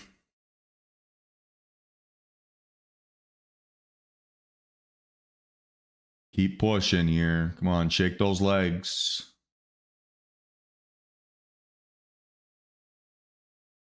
Okay, better. Sorry, I had to really stress manage that for a second.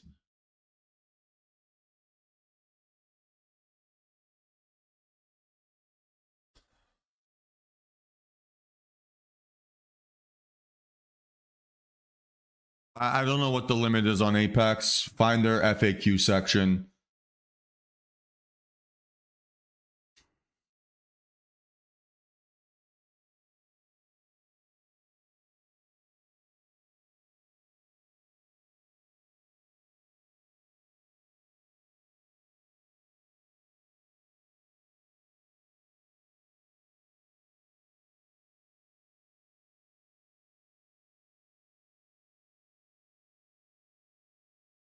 Okay, really watching this one carefully. It's got to get over 350. It's got to get over 350.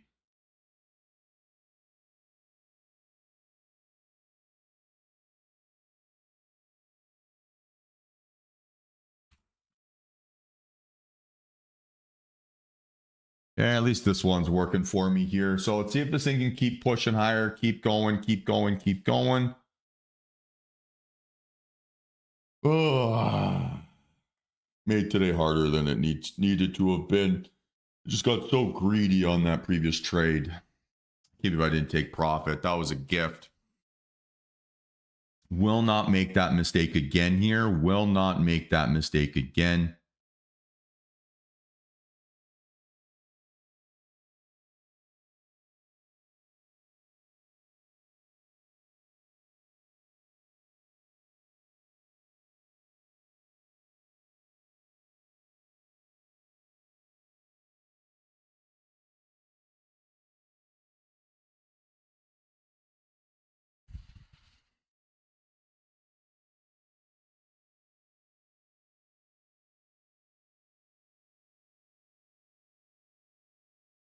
Okay, now push through high a day. That's the next resistance.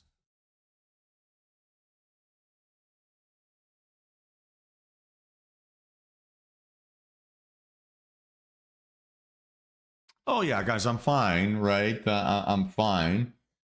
Like I don't feel tilted. I don't feel annoyed. I don't feel whatever. It's never good to take a loss on a trade that shouldn't have been a loss.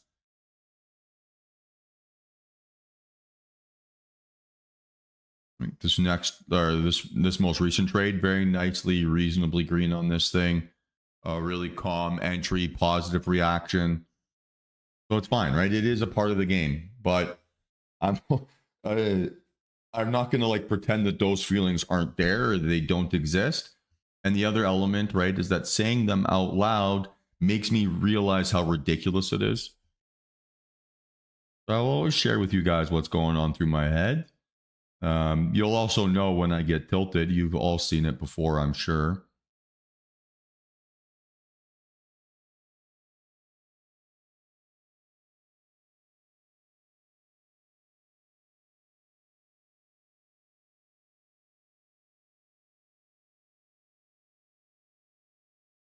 So, after a losing trade, you really focus on your posture and your breathing. You get the garbage out of your brain and then you reset and you try again. All just a game of probabilities, folks.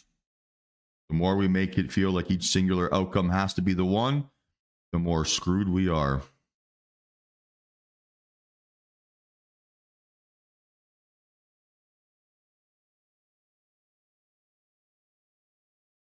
Okay, so let's see if we can keep popping through here. Through 60 and above high a day is the point here that we're looking for.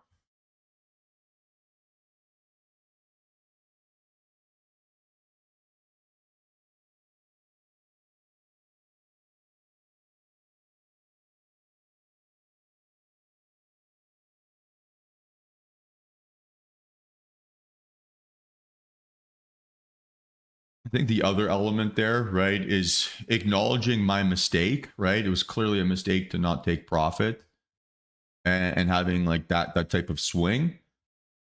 It's just reminding me that, hey, okay, on this next trade, I gotta be really like focused on this element, right? I can't screw myself over like that.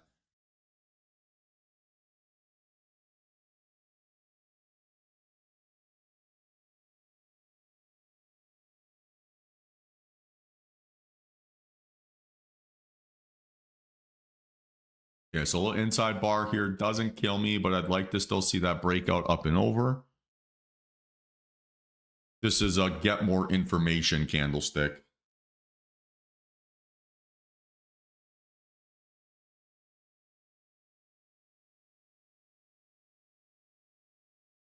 Yeah, exactly what I just said, Hunter, right? It's a inside bar, so it's a period of consolidation. We're looking for more information.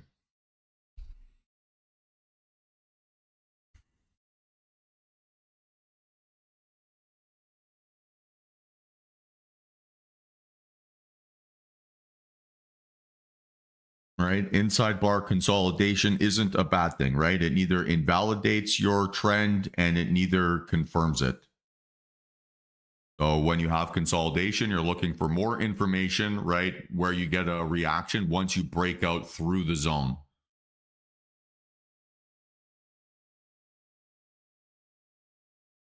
But guys, we really got to focus here a little bit, right?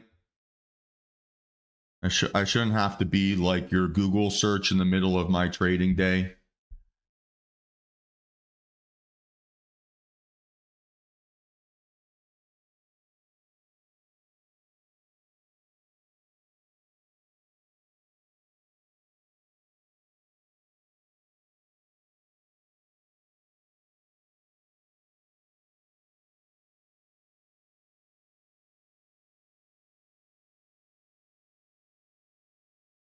Yeah, control the variables you can control. I can't control them for you. And my job also here isn't to be your tech support, right? Or to tell you how to use your Google Chrome browser. It's the shit you got to figure out yourself. Not a big ask.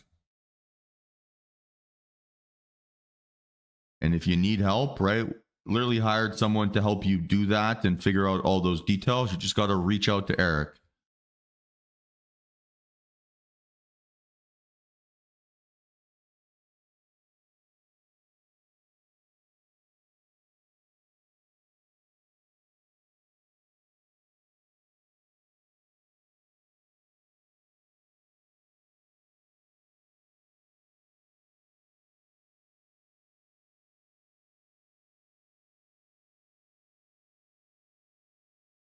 So still looking for that breakout move here.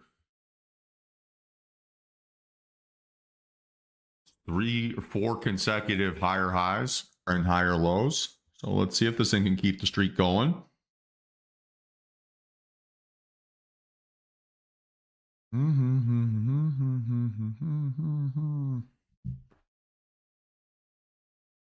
We're looking just for that 360 pop, right? 360.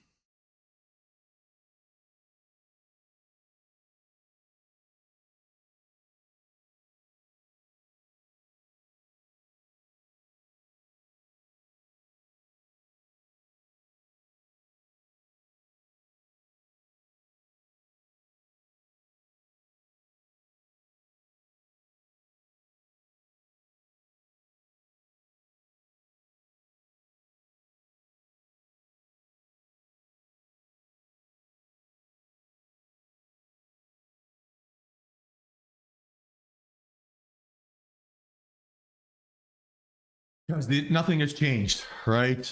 From what I just said, right? It's an inside bar. We're looking for a breakout above or a breakdown under from the inside bar, high or low. Until that happens, I need to continue to wait and be patient. So it's the exact same analysis like we had 2 minutes ago. Nothing has changed. We defined exactly what invalidates us or makes us get new information. I'm gonna wait it out. I don't know how to be more clear than that. I really don't know.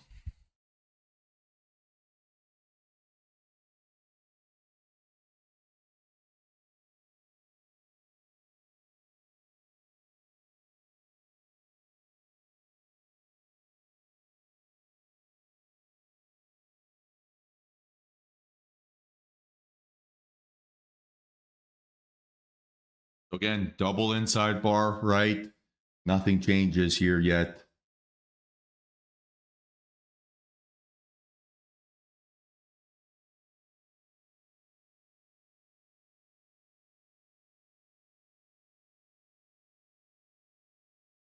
Still looking for that breakout.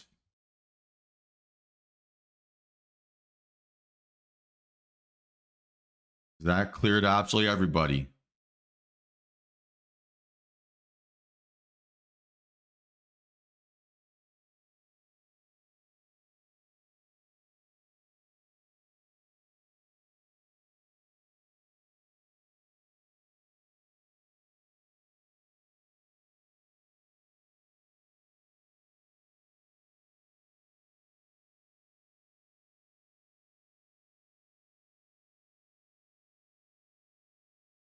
Okay, so let's see if we can get that big breakout here, right? A big pop through that 60 should give us an opportunity to either take some profit or build up our position sizing.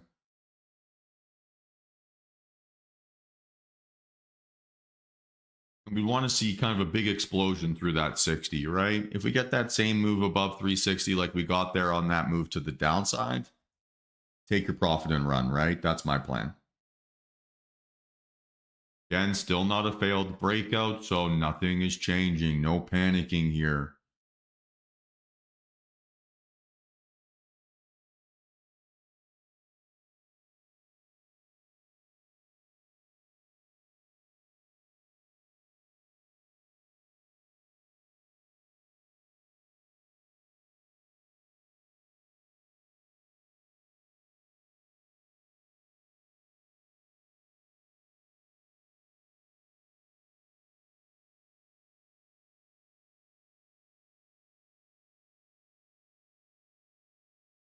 Okay, watch. This might be our chance.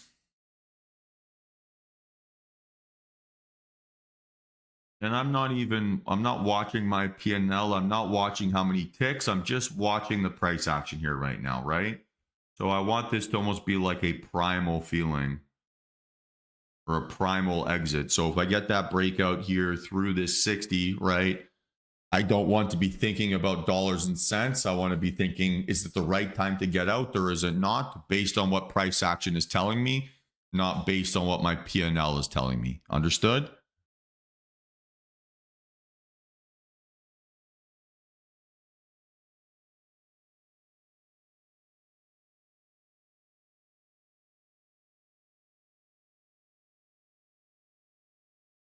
Okay. There's that first attempt through 60. Let's see if it can fly here now.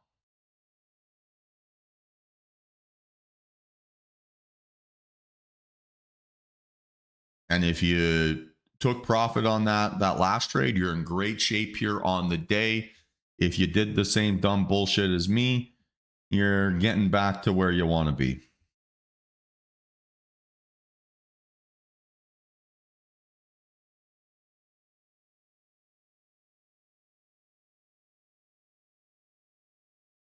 Okay, so next decent size pop or decent size breakout, I'm going to look to start to maybe reduce some of my exposure or just get out. I'm probably just going to get all out.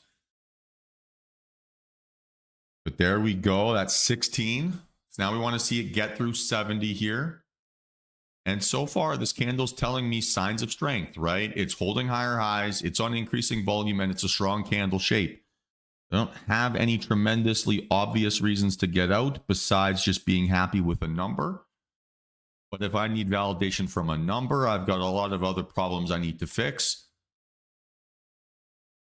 So I'm trying to look at price action here objectively, not a number on a screen, right?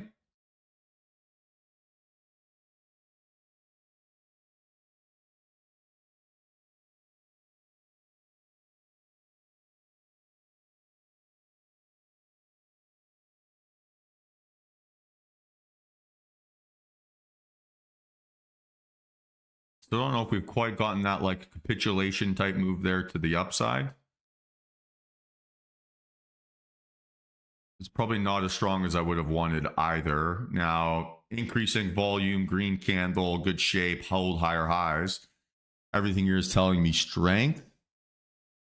Except the enthusiasm of that volume maybe isn't perfect. The candle, or the end of that candle shape, right, kind of became crappy at the end. Nice work, Hunter. What's that on the day for you? Gotta be a really strong day, right?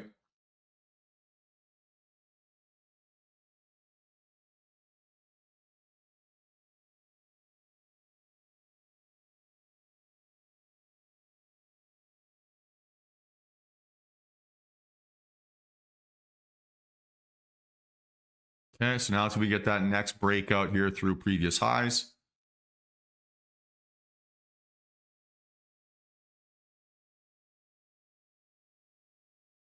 I hear you. Okay, well, it's still a great day. To be able to bounce back after a little mental mistake like that, you should be thrilled. Right? You didn't let one trade define you. Nice work, John. That puts you green on the day as well.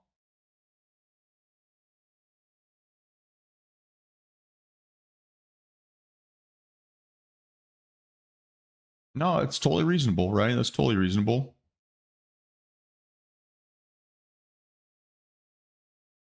Right? Building up your tolerance also takes time and effort.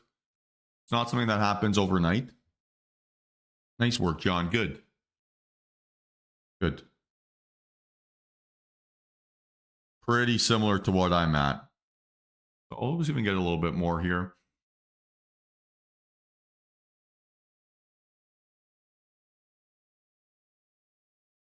Okay, so now maybe starting to look like a little bit like a fake out here to the upside.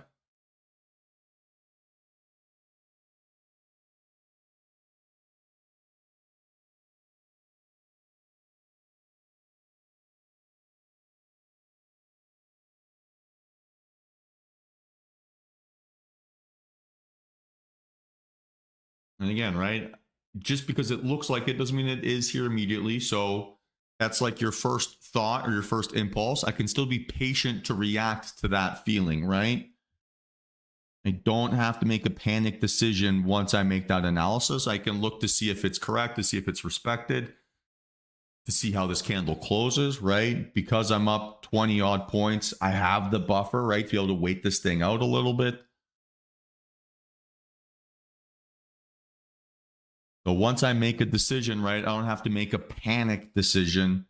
Or once I make some analysis, I don't have to rush, right, to act on it. Not every thought I'm going to have is going to be true.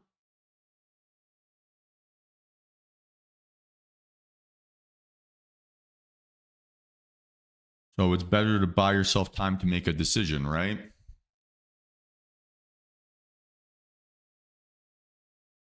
So let's see if we can get that 70 breakout here and push. I saw it test briefly above 70.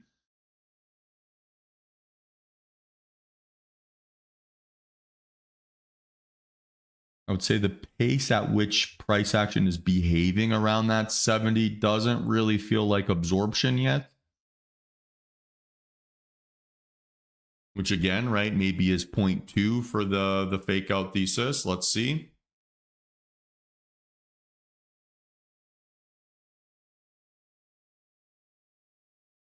And now we're looking, right, for it to hold higher highs, strong candle shape, increasing volume. As is, we're at 1 for 3. So this would be an opportunity to potentially close. But let's see, we still got a minute to go. And things are starting to get more enthusiastic around this 370. So let's see.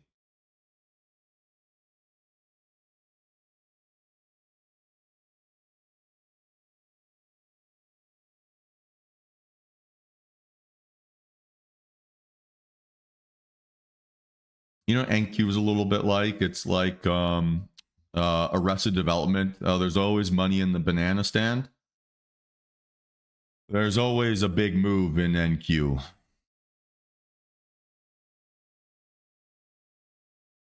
So let's see how this candle closes and holds. It's got to hold above 371.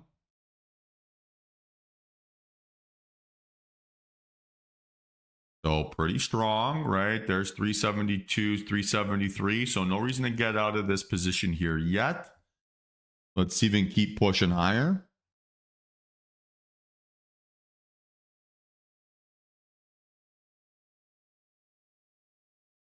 But this should now put everyone who is in this position nicely green on the day, right?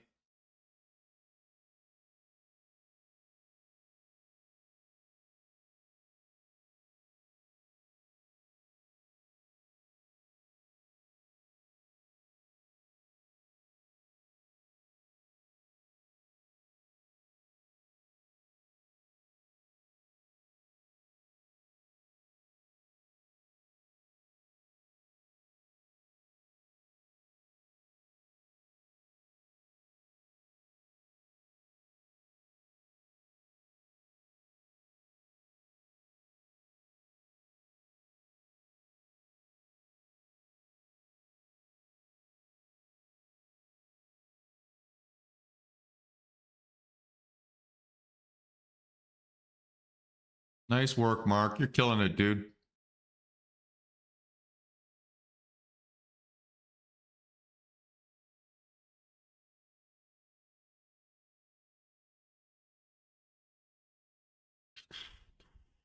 So yeah, what should have been a 3K day is going to be a $600 day, maybe a bit more.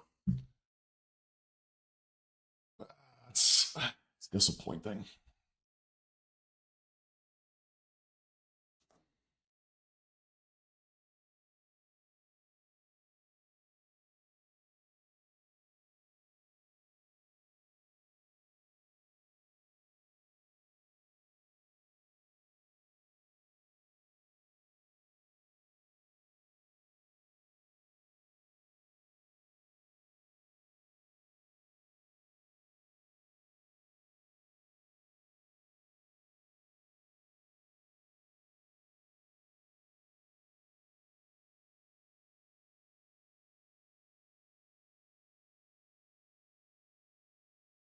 Okay, we're watching here. Don't want it to see it make a lower low, right? That would not be great. So if it's going to bounce, it needs to bounce from here. Jeez, speak it into existence. Some Jedi mind tricks.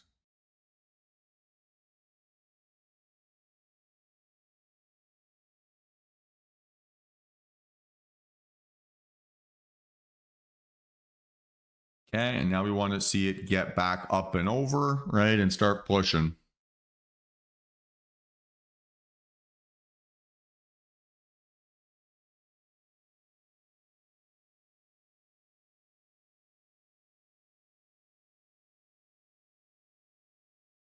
Yeah, well, like journaling is so important because it turns every trade from a win or a loss into a learning experience.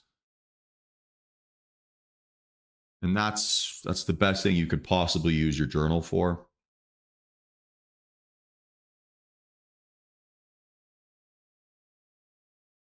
Yeah, we're close here, guys. We're close. We get another little breakout.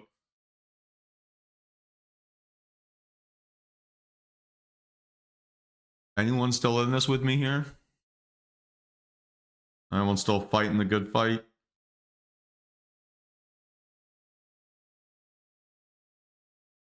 Nice, Jamie. Fantastic. How's your position sizing today?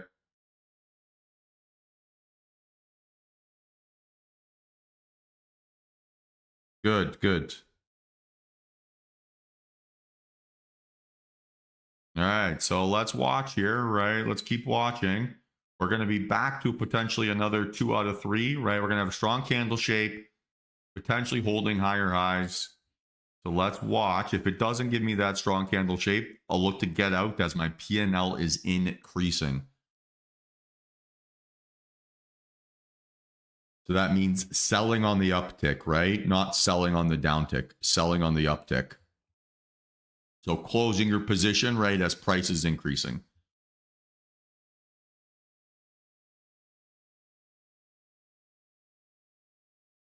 I want to be selling my position to the desperate like order chasers at the end of the move, right?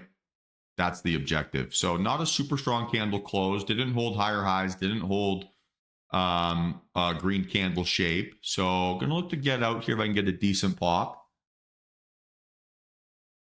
So let's see if it can go.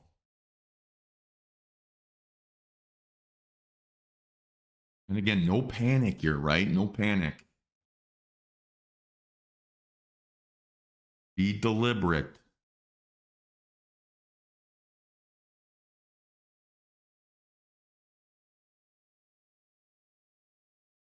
So come on.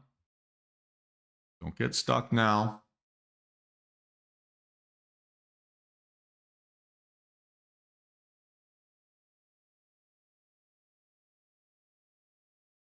Price only makes those extreme moves in very random circumstances. And it always feels like it's going to always happen that way, but rarely does it.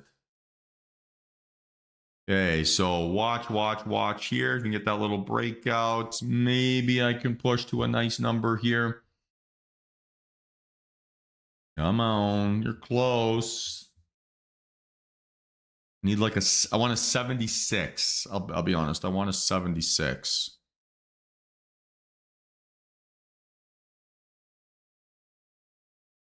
Maybe not going to get it.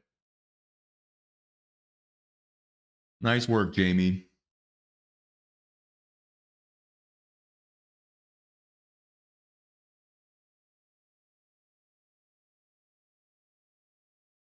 Okay, so still watching here, guys. This is going to be my opportunity to get out.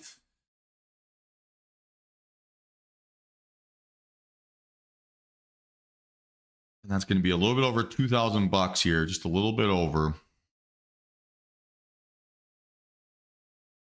So epic trade. Yeah, I just didn't get a full fill yet. I'm still waiting.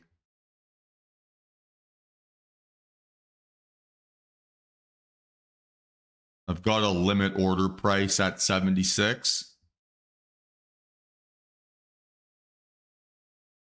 Nice work, John. All right, guys, I am out 379.75. All out 379.75. All out, all out, all out. Great trade, team. Great trade.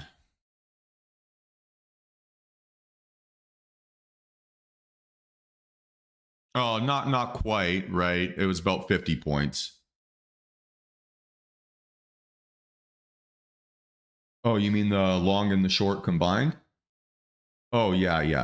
22.35 on that trade.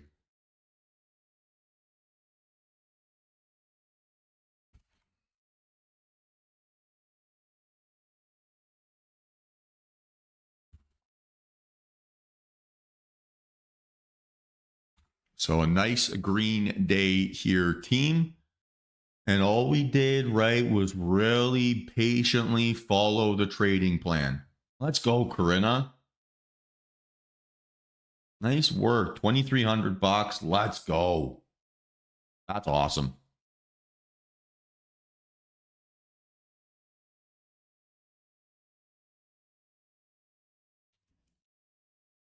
And again, right, it sucks in the moment, right? We made some mistakes. We lost some money to start the day off. Not a great feeling. But being a good loser and losing small, right, and losing in control and not allowing ourselves to chase moves put us in a situation so that 20 minutes later, right, you could have a $2,300 win. So what feels best in the moment for your account is rarely what's best for your trading long term. And nice work, Simone. 4,500 bucks. Let's go. And all we did there, guys, is just judge the price action in front of us from a candle to candle perspective, right? And then it's just because I know what I'm looking for post entry, it's easy to be patient because I know what I'm looking for. Very oftentimes with trading, a lack of patience is associated with a lack of clarity over what you're waiting to see from price action. And so that lack of information or that lack of a good like mental picture in your head makes you feel anxious. And then the relief, right, or the reward for being anxious is to get rid of that anxiety by closing your trade, right? By panic closing it early. So the counter to that, John, right, is to be very specific with what you're looking for post entry and looking for the same variables each time so that you can turn that into a muscle memory instead of then reacting to price action and making it feel personal.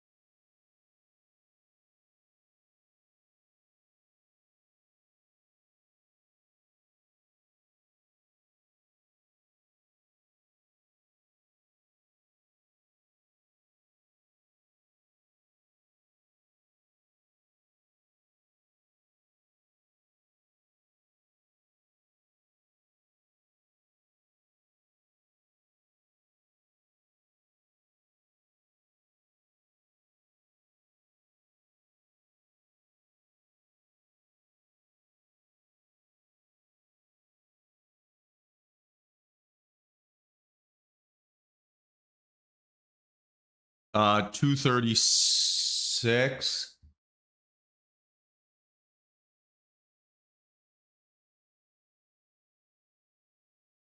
I mean, my stop loss was 34 or 335. I'm a little bit confused by your question. 236, we never hit. So I'm a little bit confused.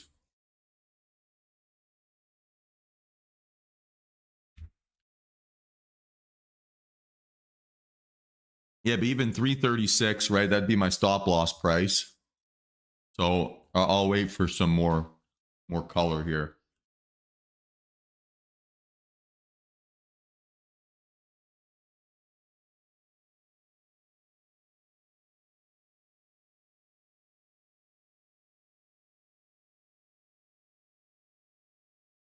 $356.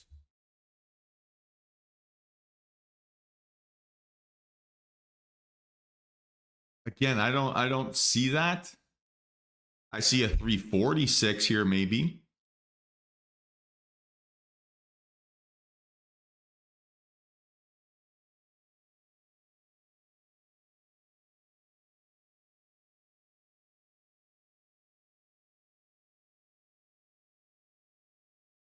Well, I don't see that lower low you're talking about, right? So that's where the confusion is.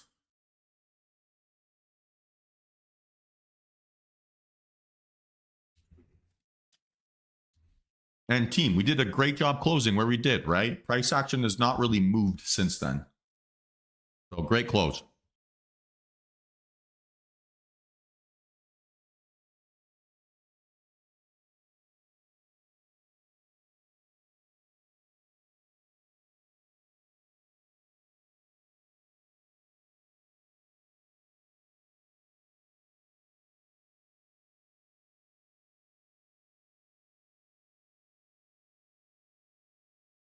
Any other questions here, team? Any other questions? How many trades we have today? I think the 2 to journal will be the big win, and then the green to red reversal loss. Those will be the 2 trades to journal here today, the 2 ones to go over.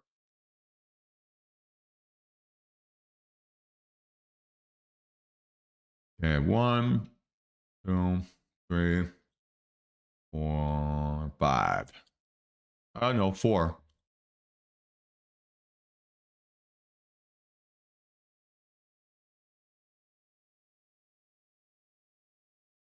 And so just a little bit over $1,000 here on the day.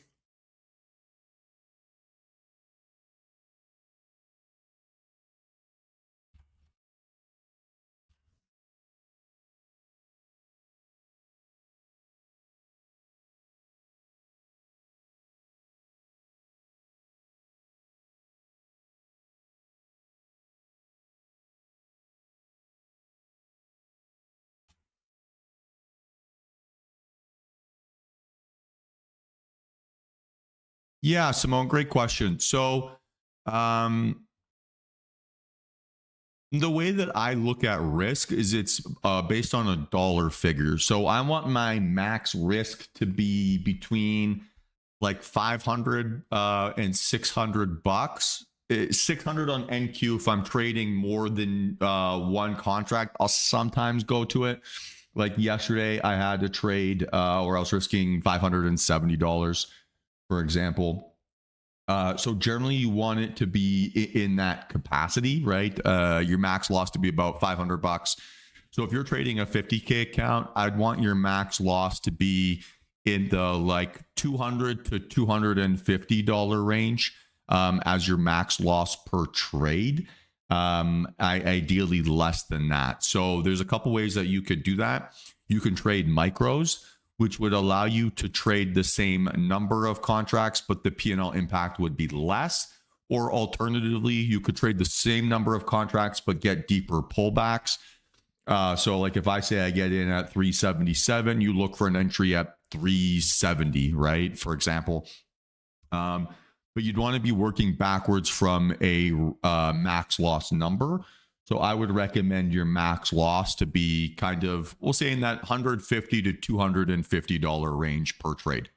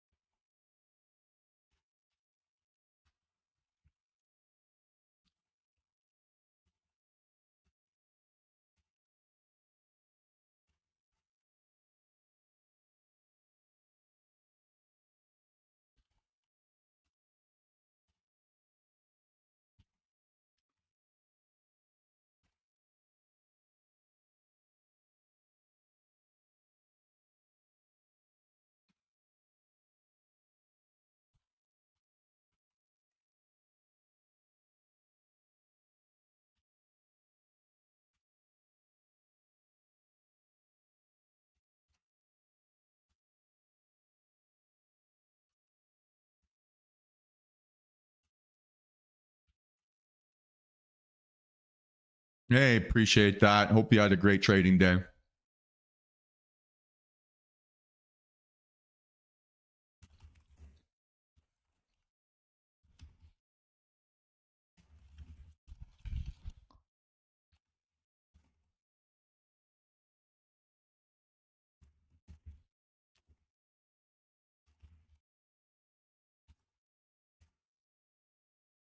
All right. So, really positive trading day, all things considered, right? The positive side of it is more so that I didn't panic, right? Or didn't do anything stupid after breaking a little bit of a rule or not taking profit. I don't know if it should have, I should say that it broke a rule. I'm not sure if that's the case, but I didn't have a very good plan on yeah, like that trade where I was up $1,500 to then down 500. Like that's a terrible outcome. That for me is like the most tilting of price action, and I didn't allow that to piss me off too much. Obviously, I got a bit tight and a bit uptight, but that might just be a me problem.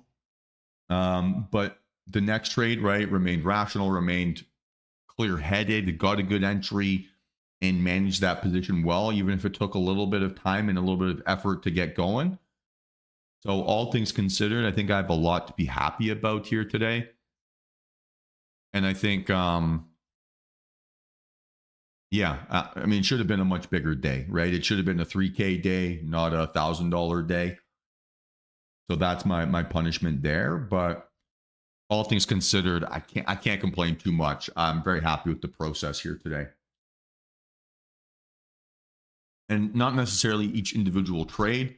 It's the improvement from each decision, right? And how I didn't allow the baggage of previous ones to weigh me down, right? I think ultimately that's something to be very proud of here today.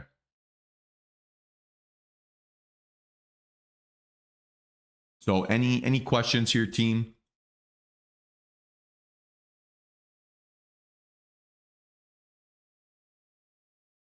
Everyone feeling okay? Everyone feeling alive? Everyone green?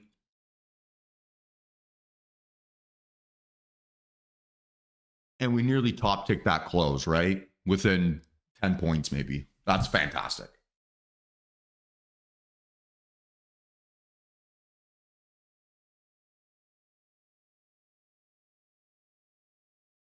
So I'm going to go final call for questions here, team. Final call for questions.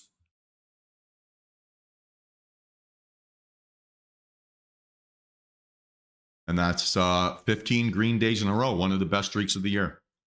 Awesome.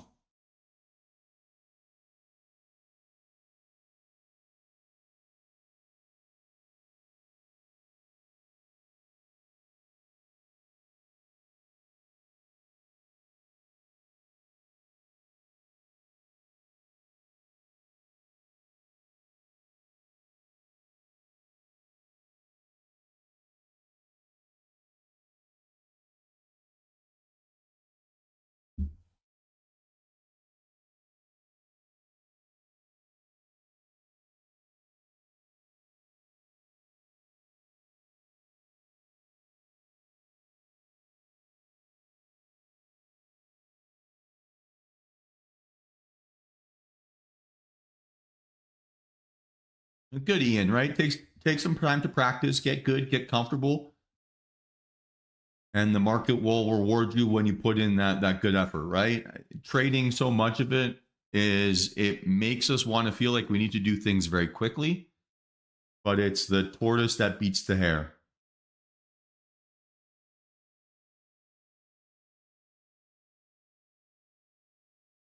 So keep it up, Ian. Send me those paper trades too. I want to see them.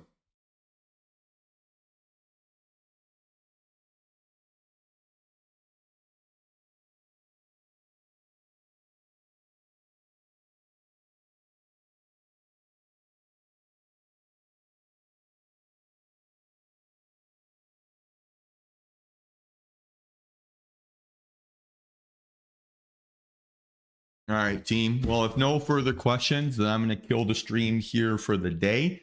Same deal like always, right? If you have any questions, hit me up outside of market hours, and I will do my best to get back to you as soon as I can.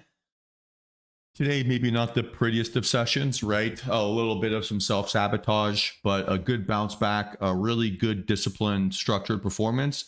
And we didn't allow previous trades to impact current ones. And I love that. I think that's really sustainable. Let's hope that we get a little bit of a smoother day there tomorrow, but we did a good job waiting out bad conditions, got good follow through on our plays. And a few of you traded much better than I did here today. And so kudos to you. Be very thrilled. And besides that, looking forward to seeing some of your journal entries, catching up with a few of you here this afternoon. And then I'll see you guys all again tomorrow. Well, we'll get back to round 3 of this week's chaos and hopefully keep building up some of this momentum. So have yourselves a great rest of the afternoon, and I will see you all tomorrow. Peace.